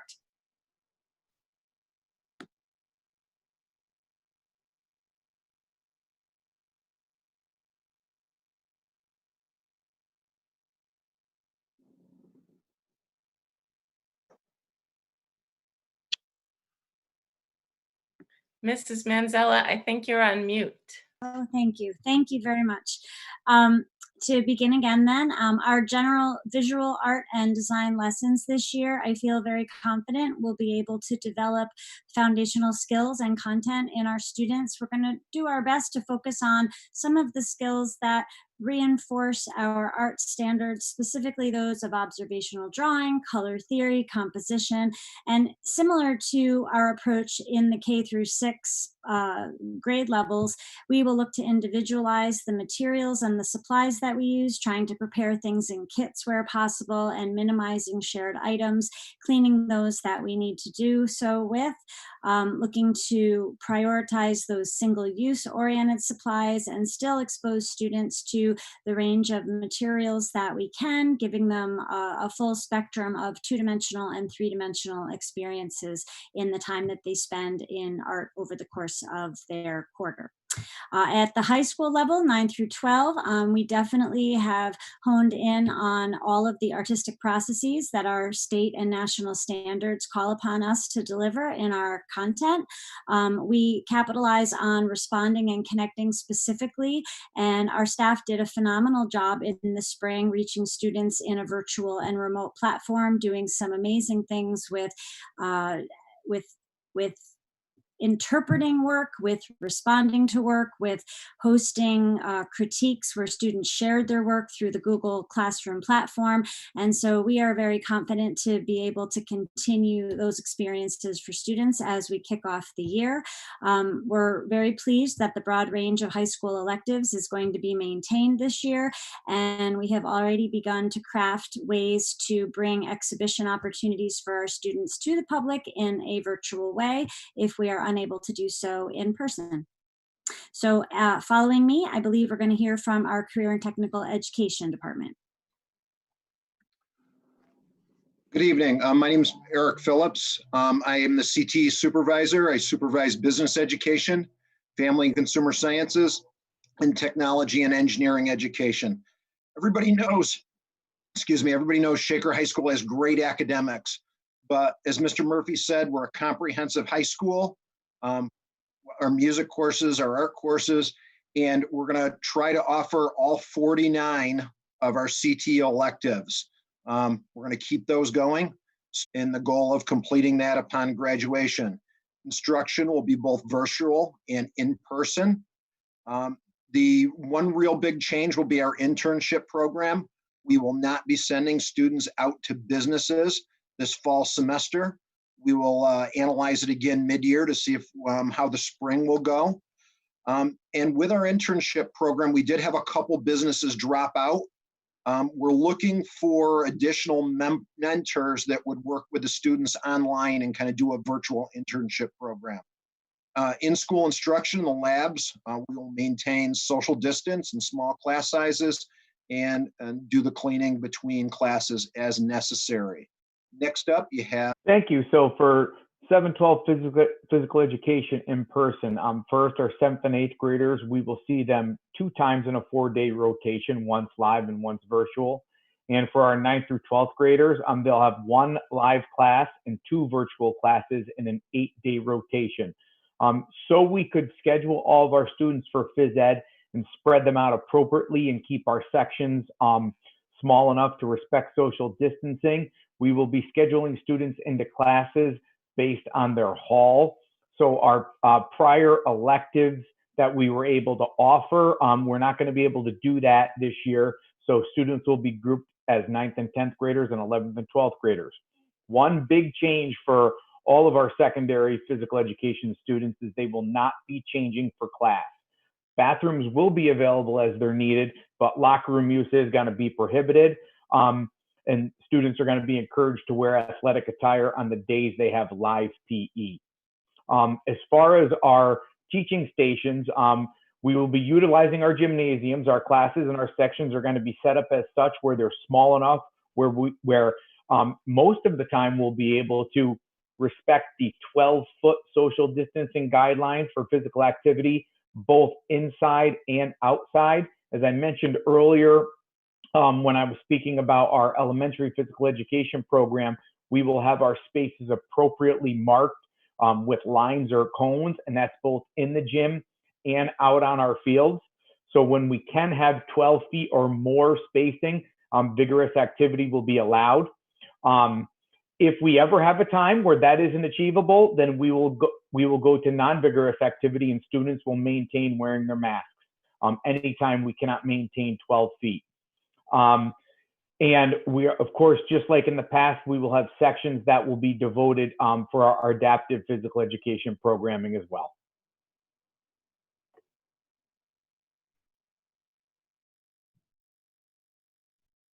All right, this is me. Good evening, everybody. My name is Lauren Sheeler. I am the Administrative Dean at Shaker High School. I work with 11th and 12th grade. I would just like to take a few minutes to review our plans for our extracurricular activities for our 7th through 12th graders in North Colony. So as Mr. Murphy mentioned before, our extracurriculars are a positive outlet and connection for our students. We do want to keep those going as best we can. There will be modifications, as you can imagine, due to our hybrid and remote learning platform. So what we're asking right now is that club advisors meet with their officers and their student leaders and come up with a plan of how they will successfully pivot to this remote format. They are going to submit those plans to administration. We'll review them, and the clubs that can continue will be able to continue. Unfortunately, some will not be able to, or just not conducive to an online or virtual meeting space. So advisors will be in touch with their current members just to let them know what future plans would be when we hopefully reunite in person for normal school business, either later this year or next year. The next slide is available in the skills. Thank you. So I'd like to kind of mention, it has been stated, but with the schedules and with the sharing of Shaker High School with the middle school and the high school students, we need to have our building empty at 4 p.m. Faculty, staff, and students are going to be expected to be out of the door so that we can prepare for the next day properly, and we can that your students are engaged in extracurriculars after that academic day. So that would be post 4 p.m. or perhaps on the weekends. You're just going to expect a different type of schedule as with everything else that you're hearing tonight. The advisors will be in constant communication as to what their meetings will look like and when they will be. So that is something that you should look for. A note about sports, one of our biggest extracurriculars and what a lot of students are looking for.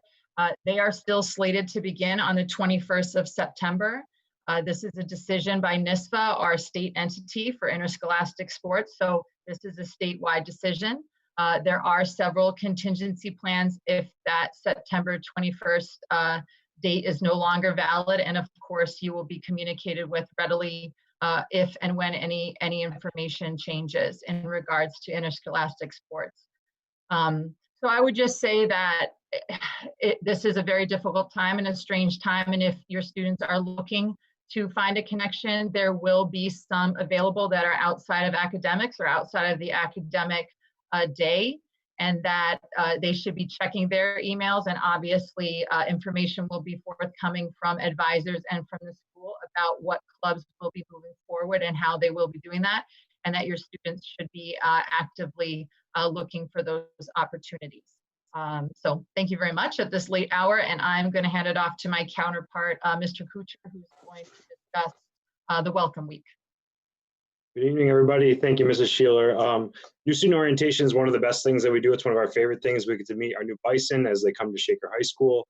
It's a big building, and it's a great opportunity for us to get to meet them. Obviously, we're not going to be able to do it as we've traditionally done in the past, but along with our amazing student government, we have formed what we're calling Welcome Week 2020 for this year. It will be a series of events throughout the first week of September where our students will get an opportunity to learn about the high school and do some other fun things. So starting on Wednesday at 7 p.m., we'll be launching our virtual tour of the high school. This is a student-led virtual tour where they're going to go through all the wings, all the major areas of the school, see how things work, see the doors they go in, see the good paths to take to get from class to class, and get to learn things about the building. On the following day, Thursday, September 3rd, we'll be having 2 Q&A forums. So we will have, we'll be sending out Zoom links to our students for a 1 p.m. Zoom on Thursday the 3rd. That will be with 3 students in each group. So it's going to be small groups, 25 to to 50 kids, along with 3 of our student government members and 1 either counselor or administrator, where the students can ask questions. And that night at 6 p.m., Mrs. Fox, Mr. Murphy, and myself will be having a parent Q&A session, which has always been a very popular event in our traditional new student orientation program. The following day, our student government members will be offering a smaller Q&A. So if students had more questions the next day, or they didn't feel comfortable asking in as big a group, there will be smaller groups where they can ask their questions. And then we'll be finishing up Welcome Week with a great Kahoot style Zoom trivia about Shaker High School and some other fun things, again, brought to you by our student government. So although the students can't be there and they can't, we can't pull the grills out and have the hot dogs and hamburgers, we're hoping that between the tour, the Q&A forums, and the trivia night on Friday night, students will be excited to be a part of the high school as we start the 2020-2021 school year. That's it for me. I think I'm handing off to Ms. Skeels, who is going to talk about remote learning at the high school. You are indeed. So as we talked about with the other levels, there is also a remote learning option for our high school students. So K-12 parents have the option to select remote learning. Tomorrow morning, we will be sending out from our communications department a survey. And on that survey, you will be able to let us know whether you are thinking about remote learning or in-person instruction. We'll also ask you if you need to use district transportation, if you need to participate in our food service program, and if you have any technology needs at home. But this is the optional remote learning. This is not in case there's a closure. Obviously, we provide learning for all.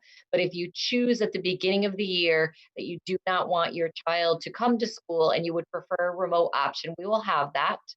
As with all of the other levels, the option is for the first semester, which ends on January 29th. Very much the same way. Your students will still be taught by certified North Colony teachers. So if you're taking Social Studies 11 in person, you're taught by a certified teacher. If you're taking it remotely, you're taught by a North Colony certified Social Studies teacher. Class sizes will be the same guidelines we have when we're in school, so 25 to 30 students. They will follow the same schedule as their peers. That's the same thing because there is some overlap with potentially with teaching assignments. So they will have 8:30 to 10:45 and then 12 to 4. The only difference is instead of having part of the day in person and part at home, they will have their entire day at home. They will have live instruction for the majority of their scheduled classes. We want to be clear that all elective classes may not necessarily be able to be offered with this option. We really need to wait to be able to decide on that depending on how many families choose this option. So if there is an elective where we usually only run one section and there are only 2 students who are signed up for it, who are remote, we may not be able to run that. We will offer you an alternative. And as we said earlier, some electives may have to be taught at times through asynchronous learning, which is when a video is presented as opposed to live instruction. Not all the time, but sometimes, because until we know the staffing needs, we want to let you know that that may be a possibility. But the majority of their day, they will be engaging live with a teacher, taking all the classes that they would take if they had opted for the hybrid schedule. So what is next? I'm going to turn this over to Mr. Kaur so that he can explain next steps, and then we will move quickly onto questions as we know the hour is getting late. Yes, and so first of all, I want to thank our audience out there, our Parents Advisory Council, for prevailing with us this evening. It was long and exhaustive, but we hope comprehensive and extensive, and that it answered many of your questions. So what's next? We put the first bullet up there as the balancing act, and the balancing act really refers to really what is next. We are going to be in the process of gathering the data. And what does that data entail? So that data entails our survey of you indicating your intent to either engage in-person learning in the K-6 platform, hybrid learning in the 7-12 platform, or if you wish to be exclusively remote from kindergarten through 12. So those numbers will be determining what we do next and how we offer our program. And so I've always stressed from the beginning that we have our intentions, yet we are always flexible. We get new information from the state, we get new information from public health, and yet we are also constrained by our numbers and our numbers of individuals who choose to come to school in person or for some part of the day in person, and by individuals who choose remote exclusively. We're going to get those numbers, and that will be instrumental in helping us to finalize our plans. Our faculty are also entitled to certain accommodations as outlined by state and federal legislation. We are in the process of surveying our faculty and reviewing those requests. And so that also will be a determining factor and shaping our program and how we go forward in the future. The parent commitment survey, and that's for the school year 2021. It is a semester commitment, as has been stated. That will be posted tomorrow. So we are encouraging our families to complete as soon as possible. We wanted you to at least have the opportunity to view this first session so that you could make an informed decision. But we are asking that all survey options be due to us by Monday, August 24. We have mentioned also, and you have seen reference, that there will be building-based information meetings and orientation. So you know that, as Mr. Theo mentioned, that our elementary buildings will be informing you as to when those specific meetings and orientations will occur. You've also seen information on when we will be doing such meetings in grades 7 and 8, as well as at Shaker High School in grades 9 through 12. Another specialty meeting will be conducted by our Pupil Services Department. That informational meeting is scheduled via Zoom online at 7 p.m. on Wednesday, August 19th.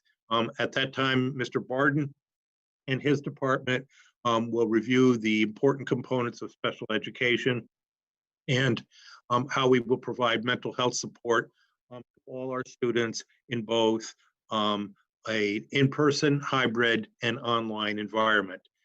And as you know, we are gathering data, we will be releasing student schedules and assignments late this year, but they will be able to be accessed, and we will signal when this will be true through the parent portal during the week of September 7th. So those are some of the big items upcoming.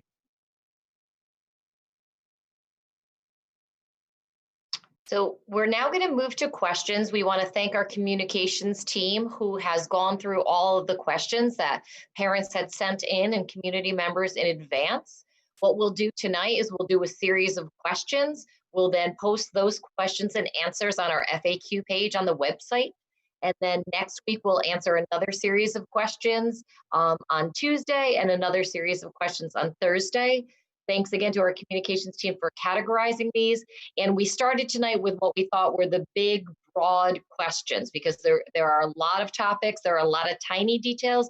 So we're going to start at the 10,000 foot level, then each progressive section get a little more detailed. So Mr. Core and I will answer some of these. So the first is about mask breaks, how long and where. Mask breaks are a really important question and very important for our children to have the chance. At the elementary level, as we talked about, it will be outside as much as possible. When it's in the classroom, it will be when they are more than 6 feet away. I could see the creativity of our elementary teachers putting little marks on the floor, and they say mask break. The kids go to those spaces, and maybe the teacher reads a story aloud while the students sit on those squares, socially distanced with their masks off. But because, as Mr. Core said earlier, social distancing and masks are 2 of the 3. When they do have their masks off, they will be farther apart. At the secondary level, we talked about having it be either at the beginning or at the end of a class period where a teacher is reviewing the agenda for the day or homework. In much the same way, they will be spread out more than their 6 feet.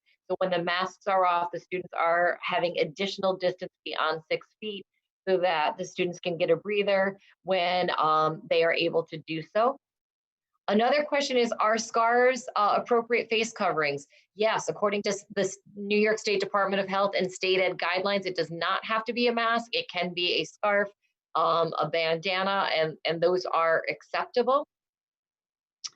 The next question, are the teachers required to quarantine for 2 weeks prior to school opening and get COVID tests? No. They are not. That is not in the state ed guidance. Anyone who is symptomatic or sick will not be able to come into school. Anyone who has traveled to one of the states that is on the governor's list that is a state that requires quarantine will have to notify us and will have to do so. And that's where we'll use those daily attestations for teachers to make sure that our teachers are healthy. Just like your children, when they are sick, we want you to keep them at home. When our employees are sick, whether it's COVID or just anything else, run-of-the-mill sickness, we are encouraging people to use their sick days and stay home.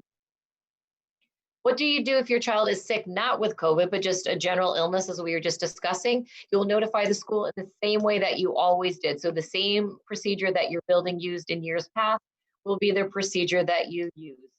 To just simply say, my child is home today with a sinus infection or whatever it might be. Sorry, Mr. Cord, do you want to go ahead? No, I would just say too that I think, we would, obviously we would, provide information and reinforce information on the symptoms of COVID-19. And certainly if there's any question as to whether COVID-19 symptoms are being exhibited by the child, then we would encourage contacting the healthcare provider immediately. The district have an infection, i.e. percent positive on diagnostic test rate, at which it will go completely virtual for learning. If so, what would that be? The only information we have on that so far has been provided by the state of New York, and that is the guidance on that is that if the infection rate in a region or statewide is at 9%, then schools would not be open and we would resume virtual learning. What happens if a student has an ill-fitting mask that does not properly cover the student's nose and mouth? If that is the case, we will be providing masks. We are also ordering smaller masks for smaller children. So we will have those masks available so that we will have proper fitting masks. If there is a positive case in the school, will only those students' families connected through contact tracing be contacted? So I'm going to break that down into 2 questions here. So the direct contact from the health department or the school, or if we're enlisted as the designee here, and you are identified as a contact, that will be the direct contact that you should get tested and begin quarantining. We will be communicating to the remaining part of the school community in a generic way and not revealing the personal identity of any child or individual. We will, however, as we said earlier, if there is a positive case, we will notify the residents of the district, not just the residents of a particular school, as we will use our communication team to get that message out so that district residents are aware. Learning options, the first one is a really important one. Can parents choose to switch to remote at any time once the school year starts? So that's a really good question. So we've been saying all along that it's a semester commitment. That is a semester commitment for remote learning. If your child starts the year in person and then wants to switch to remote, you may do so. You simply notify the school to let us know that you're switching your child to remote so that we don't call you every day saying your child is absent, but you can make that decision if the in-school is not working well for you or your family. You may opt out of school at any point. You can't opt back in until the end of the first semester. Will the classes be live streamed for remote students? I want to answer that and say not live streamed as in we're going to be videoing the kids who are in school and your children who are home will be watching them. We don't want the students who are doing remote lessons to have a passive experience where they're just sitting at the computer watching their classmates in school. So classes will be live, but it will be a teacher who is devoted to those children. They won't be watching a teacher teach other children. They will have the same opportunities. Students will have to participate in state exams if they're in a course that requires other kinds of exams or assessments. If they're a 3 through 8 student, all of those 3 through 8 assessments will not be in place next year, but Regents assessments will be. So yes, they will still take all those same assessments. Classes will be recorded for those who are remote so that they will be live, but they'll be archived for the week so that if someone, for whatever reason, if a family doesn't have access at a particular time, your power goes out, all kinds of things happen, we know. So it will be recorded, it will stay there for a week, and then we'll continue to refresh and replace those. The class offerings at the junior high and high school level will be virtually the same. We do have that asterisk about some of those very specialized electives at the high school level that we don't know if we will be able to offer all of those in the remote platform. And unfortunately, we won't know that until, as Mr. Kaur said, the numbers come in and we can see both which students are in person and which students are at home, which teachers are in person, and which teachers might need an accommodation and be working from home. So there's a big matching. It's almost a hand-to-hand scheduling that we need to do. Hence why our schedules are coming out a little bit later. Again, we're not going to do the live streaming. We don't think it's in the best interest for the kids who are at home to passively watch school. We want them to participate live with a teacher. And much like we did at the end of last year, where we had like technology drop-offs and textbook drop-offs at the end of the year, at the beginning of the year, we would have a similar plan where families could come by and pick up anything that they might need, whether it's a textbook, whether it is something from the library, whether it is they need something with a Chromebook. So we will have that scheduled just like the opposite that we had in the spring. Elementary, if you are new to the district, will you have an opportunity to tour your school and meet your teacher in person before the start of the school year. We typically have tours and we typically have a meet and greet. That may not be possible this year. As Mr. Kaur alluded to, our 4 through 6 teachers are going to be moving their materials out of their elementary classrooms into the junior high. Junior high is moving to the high school. With all of that and the need for social distancing, we certainly could do a virtual meet and greet, and that is most likely what we will be able to do. If there is any way that we could schedule it in person, we would, but much like you saw with the junior high and high school, we think the virtual option will be the safest and most effective. Students who do not ride the bus will not go into the cafeteria. We cannot have students congregating, so we will have drop-off times. Your building principals will talk to you about that in those building-specific sessions. But at that point, the child would enter the building and go to the designated classroom where they would be supervised, and those would be in small groups. So there won't be any large group gatherings. Mr. Chamberlain did speak to recess. There is not a playground at the junior high, that is true, but there is a lot of open space. So we will have our students get outside. We know they need to move. We know they need a break from the day. We do have some grab and go games that they can use that can be easily used in that time. And then, as Mr. Stein was saying, easily sanitized between sessions. So we will look at a range of options for our students because we know that's an important part of their school day. If you do choose remote for your child and you decide that in second semester you want your child to return, will they be assigned to their original elementary school, what was your home school, if they are in K through 3? That would be our intention. We cannot guarantee that because we have to look at, again, the numbers and how many students return.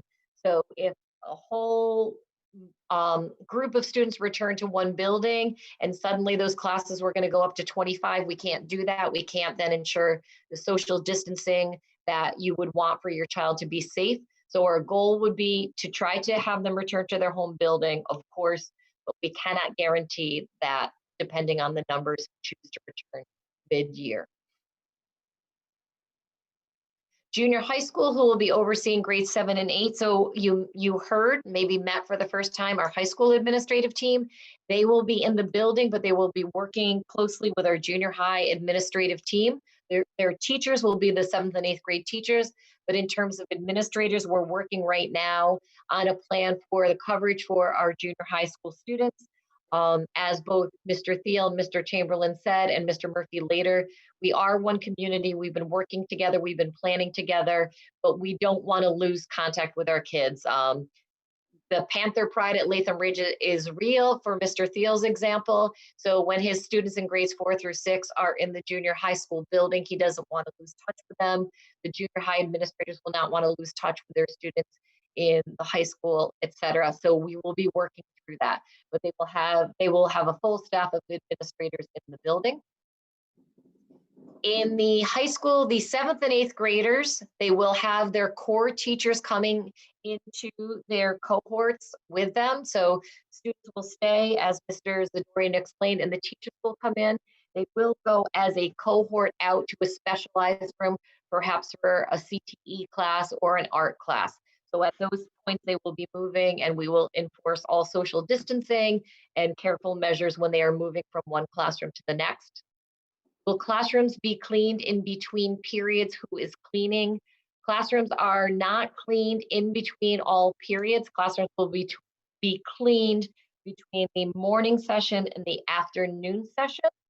We will be doing several things to help. Obviously, there will be social distancing, masks, hand washing, hand sanitizing for the classroom, because students will be in desks that face in the same direction. We have 30 desks per room. We have about 15 students. So what we can do is period 1, the students will be assigned to rows 1, 3, and 5. Period 2, they'll be assigned to rows 2, 4, and 6. The high school staff has already started kind of doing a checkerboard pattern in the classroom so that we don't have students sitting in the same desk immediately following.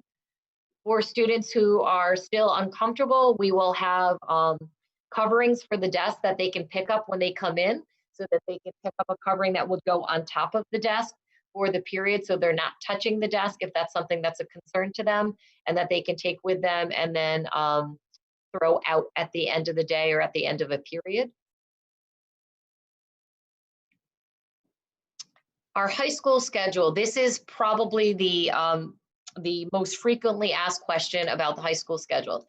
So they'll have 2 days in person. Those classes will be 55 minutes. That's about 10 minutes longer than what they currently are. So there's a little bit more time in the in-person, and then remote for 2 days. There is concern from many about how are we going to cover the entire curriculum? And what about if you have a Regents exam? What does that mean? We are working, as is everyone in New York State. New York State Department of Education has sent us out guidance for prioritizing curriculum and a roadmap for the essential curriculum.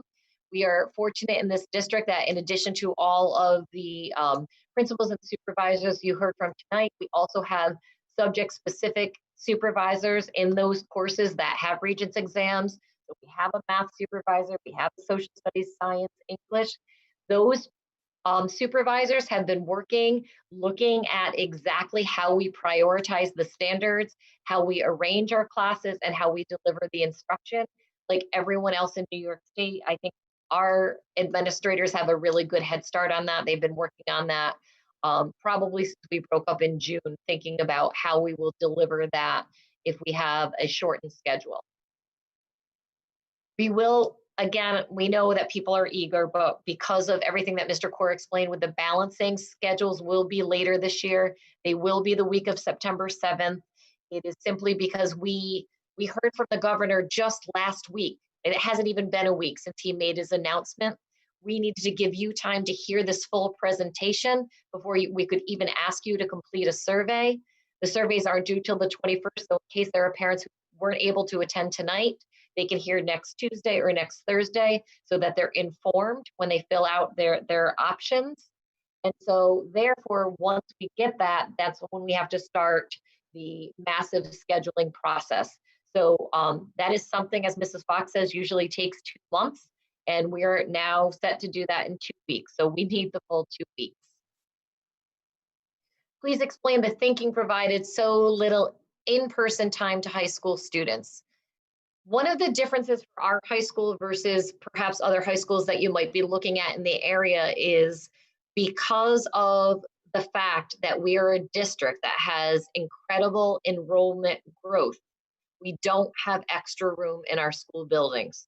So in moving K-3, keeping them in the elementary and moving their 4 through 6 counterparts to the junior high school, we then had to move all of our 7th and 8th graders into the high school building. That together, 7 through 12, is just about 3,000 students. There's no way to have 3,000 students in our high school building and be safe with social distancing.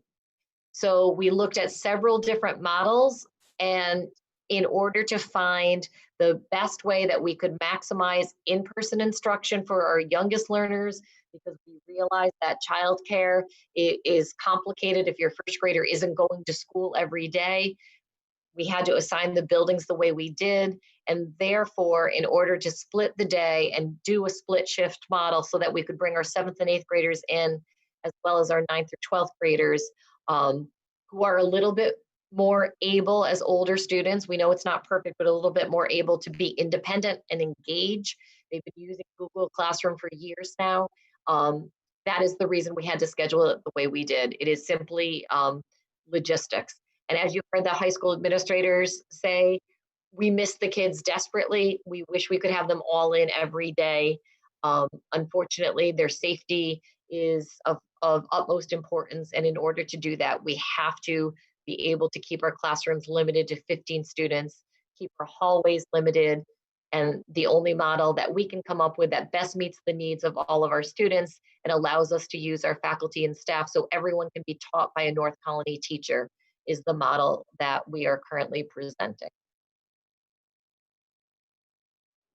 Transportation, the question about everyone who wants to use the bus will need to sign up, that's on our survey tomorrow. So we're trying to get a sense of how many students will be on the buses. We realize a lot of parents might be more comfortable driving their own children in. So we will be asking you that on the survey if you anticipate using school buses in the morning, in the afternoon, both. There will be parking, so if we have juniors who have their license and parent approval, and they will go through the process of handing out parking permits. We know that is helpful as well in terms of the number of students on buses. It's reduced if we have more students who are being dropped off or are driving themselves if they're able to. The current plan has K through 6 students on the same buses, but they'll be attending different buildings. How does the district plan on keeping the K through 3 and 4 through 6 cohorts separate on the bus to ensure there's no added risk? So you heard some of that earlier.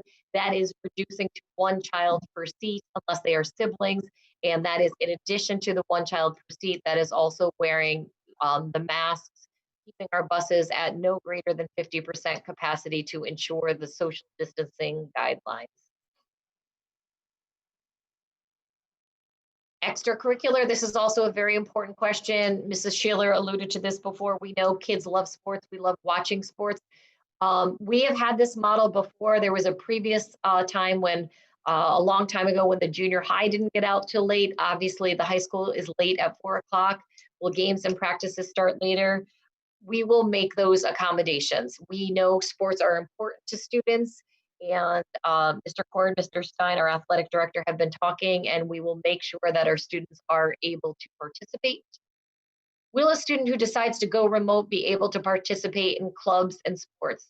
Most of our clubs will be virtual, as Mrs. Sheeler said, so that one's easy. Yes, they will be able to participate in sports according to the New York State guidelines. The only complication, I guess, would be that parents would have to provide the transportation if they're at home to get them to whatever sporting activity may be taking place, but they are able to participate. You are still our students. You still belong to North Colony. We keep saying it's just like there's another school building. It's the North Colony remote building. You are still our students, and you are still our community. finally, if a family is uncertain as to whether or not they want to have remote instruction, how would you like us to respond to the survey? So if the survey is not due, you have another week to fill it out. This was written before tonight's. We hope tonight's lengthy presentation was very informative and comprehensive. You may still have questions. If you do, you may email those questions. We'll give you those email addresses on the next slide. Feel free to email us any questions you have regarding remote instruction. If you provide me a phone number, I'd be happy to give you a call and answer questions if they're too detailed to put in an email. And there is a new food service system that potentially could get implemented for payment that will be a touchless system. If you already have funds on deposit, your funds will still be available. It will be transferred and you will not lose those funds. So relatedly, the questions that were asked tonight, we will type out the answers as I had mentioned earlier. Those will go on the websites for all to see so you can look at them. If you have specific questions, something you heard tonight, and now you have a question related to one of these departments, we've set up specific emails that will be automatically routed to the individual. So if you have an athletics question, it will directly go to Mr. Stein. And you can see them listed here. They're also listed on our website. So if you want to take a picture of the screen, you certainly can, but we also have these listed on our website. But anything that you have that's more specialized, please feel free to address it to any of these and we will get back to you within 48 hours to answer your question and provide some feedback to you. And we want to, again, thank you. I'm going to turn it over to Mr. Kaur because I know he'll want to have the final words tonight.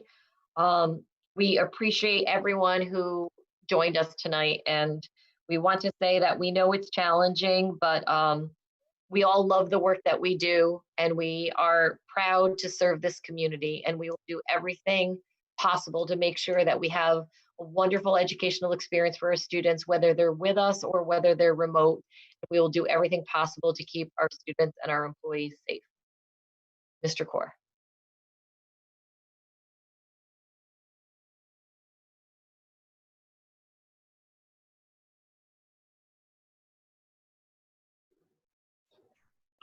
Mr. Kaur, you're muted. Thank you. So let me start again here. So I would like to, thank our community who participated here this evening. I'd like to thank the PAC, who's really been a part of our process all year, and it has been intensely involved since early June. I would also like to, encourage you to continue to contact us if you still have questions. I have a superintendent's email. Ms. Skeels mentioned that you can contact her directly. We are here to serve you and provide you with direction and support in making your decision. We know it's a very critical decision and a very important decision. It's also, again, have to stress that we are in a very fluid environment. We are in an environment that is characterized by changing information, by people's, honest and thoughtful and deeply considered decisions that they're going to make about whether they go remote or virtual or hybrid, or engage in the in-person option at the elementary level. All these decisions require thought and require answering questions, and so we are here to serve you in that respect. I am curious in terms of what our audience participation was this evening. If I have that number, that would be great. And I think I would like to go out of this presentation right now and just conclude with our Parents Advisory Council to see if they have any concluding comments or questions. Mr. Kaur, we had over 800 participants tonight. Well, I think that tops, the closest we had nearly 600 before. I'm so glad that we peaked at around 820 viewers, and that's excellent. Thank you. So credit to this community and to their interest in their schools, their interest in the welfare of our children. So that is humbling. It makes me proud to be a Bison always. And I think what you can see here tonight, and I think that's very important. So I would like to thank Ms. Kathleen Skeels for her leadership on this. It's been excellent. I express my deep gratitude to the team you saw presenting here tonight. We truly are a team together, K-12, working to provide the very best experience for all our students in very difficult circumstances. We are a team of instructional administration. We are a team of instructional support administration, but everyone is acutely focused on the mission and on meeting the needs of each and every child. And we acknowledge that we are never perfect, but we are always striving to get there and to improve and to take your input and to be better and to be flexible in this environment that is ever changing. So I want to thank our team. My gratitude to you is deep, sincere, and thank you for the wonderful work that you do on behalf of our children and our families. So if we could get out of the screen share here and just touch base with our Parents Advisory Council right now. So members of the PAC, do you have any questions or comments here before we go? This has been a long haul. It's a 2.5-hour epic presentation here without intermission and without breaks. And you all deserve a credit for your endurance and your perseverance in this environment. So are there any questions at all or any comments from the PAC?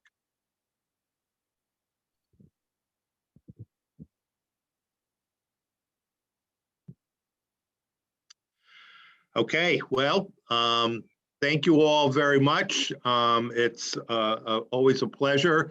We'll be back with you for another version. Well, and it's really not a dramatically different version. I want to stress that there may be some updates based on your question or some of the changes that could occur. And we are used to an environment where 12 to 24 hours from now, we could be living in a different world. But we have shown that we're ready to adjust and adapt. And again, many thanks to all our administrative team and our community for your wonderful support. Have a great evening and a wonderful weekend. Take care. Thank you.